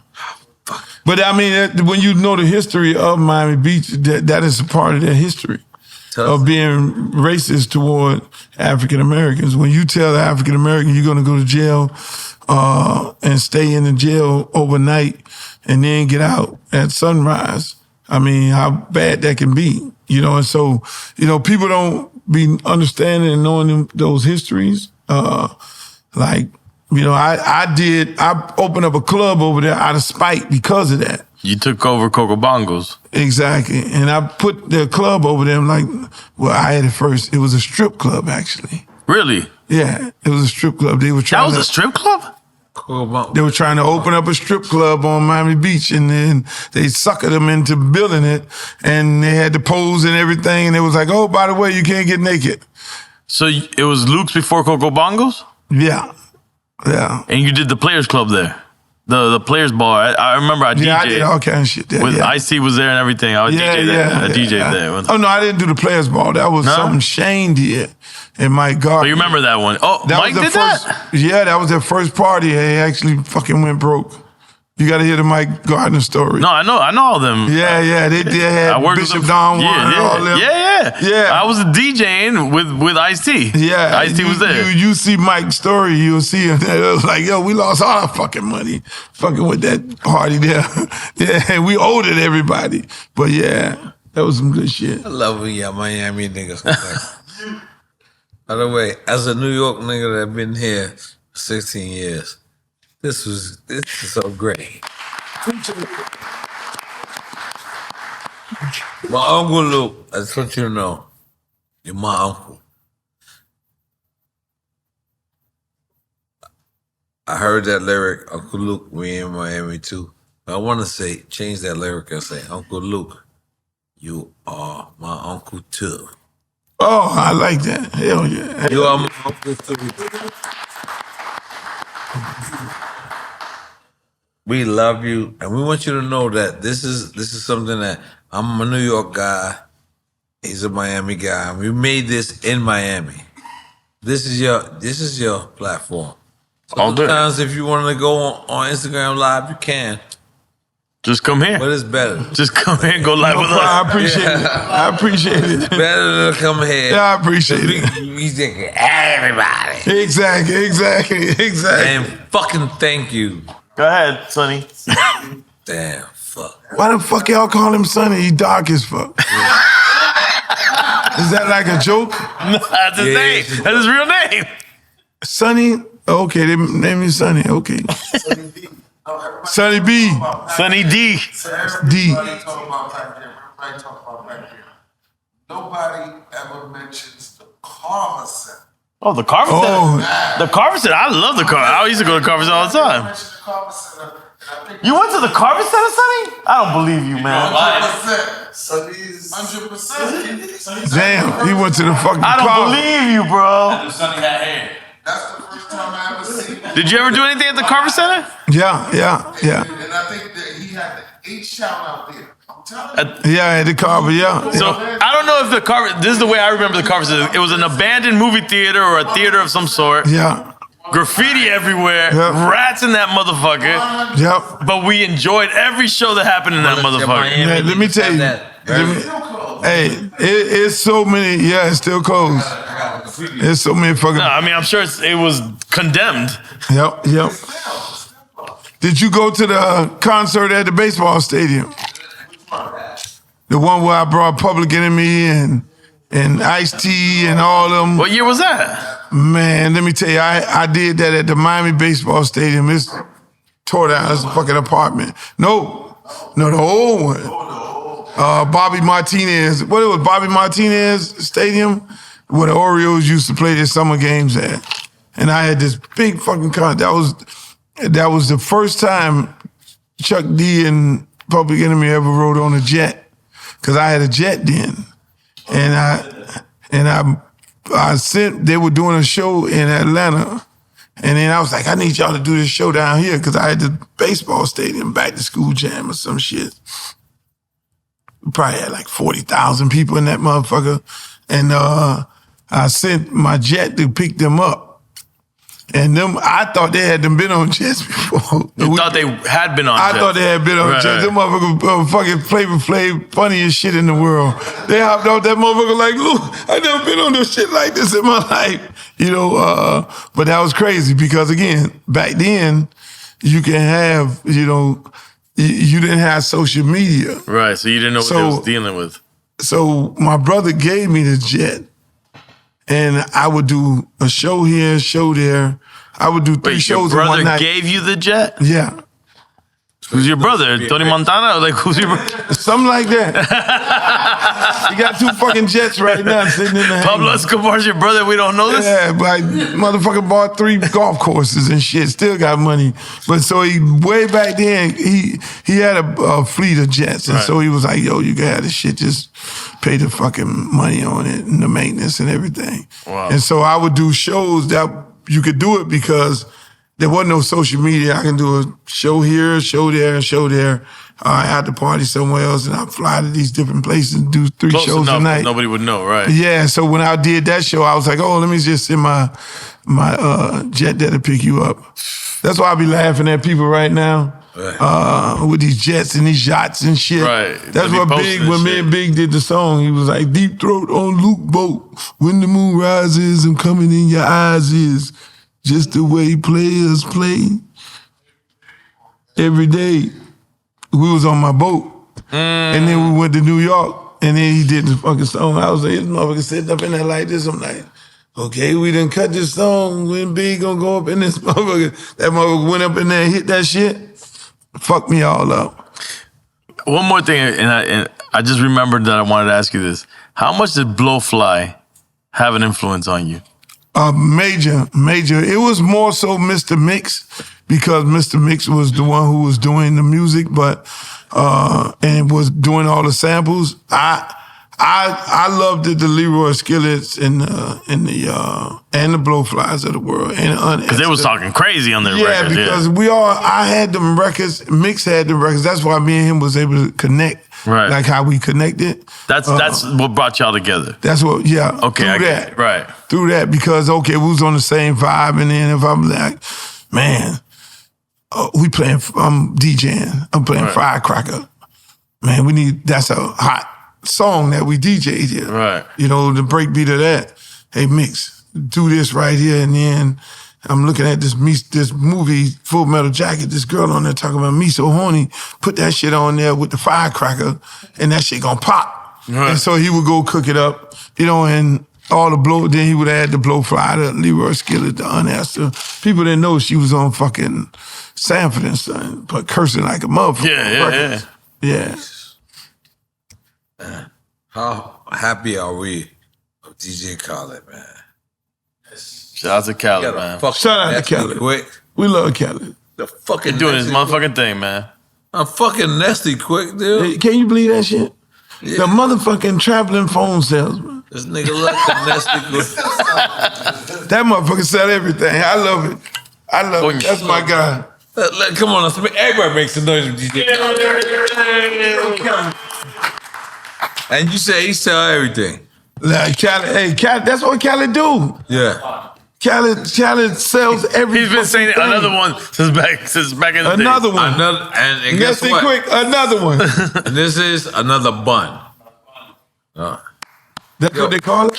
Yeah, no. Because you know, you're supposed to have the next request, another button. That's what's Uncle Luke. I'm gonna be honest. We all owe you in hip hop. Anybody who's ever dropped an independent record, anybody who's ever tried to live on their own. You know, I tell my friends all the time, man, live beyond your means. Get the fuck out your motherfucking mother crib. Exactly. And go motherfucking live. But I get that from you. Any independent artist in the world, you're the first. We want to give you your flowers, and that's one part of it. It's giving you your flowers physically, but it's always the second part of it of letting you know how much we love you and we honor and respect that path that you paved for us. Because me and this motherfucker right here, he want to be the same way. And you are the path of the way of being. Stay in your motherfucking ground. Don't be nobody different. And that's what we have done. That's what made us successful. But that pathway has been Uncle Luke, Two Live Crew, and we want to give you flowers. We gave it, but we want to continue to tell you how much it's real. And we love the fact that you can comment on the new generation. We love that shit. That shit is so beautiful. Appreciate but let's it. just all make some noise. Hey.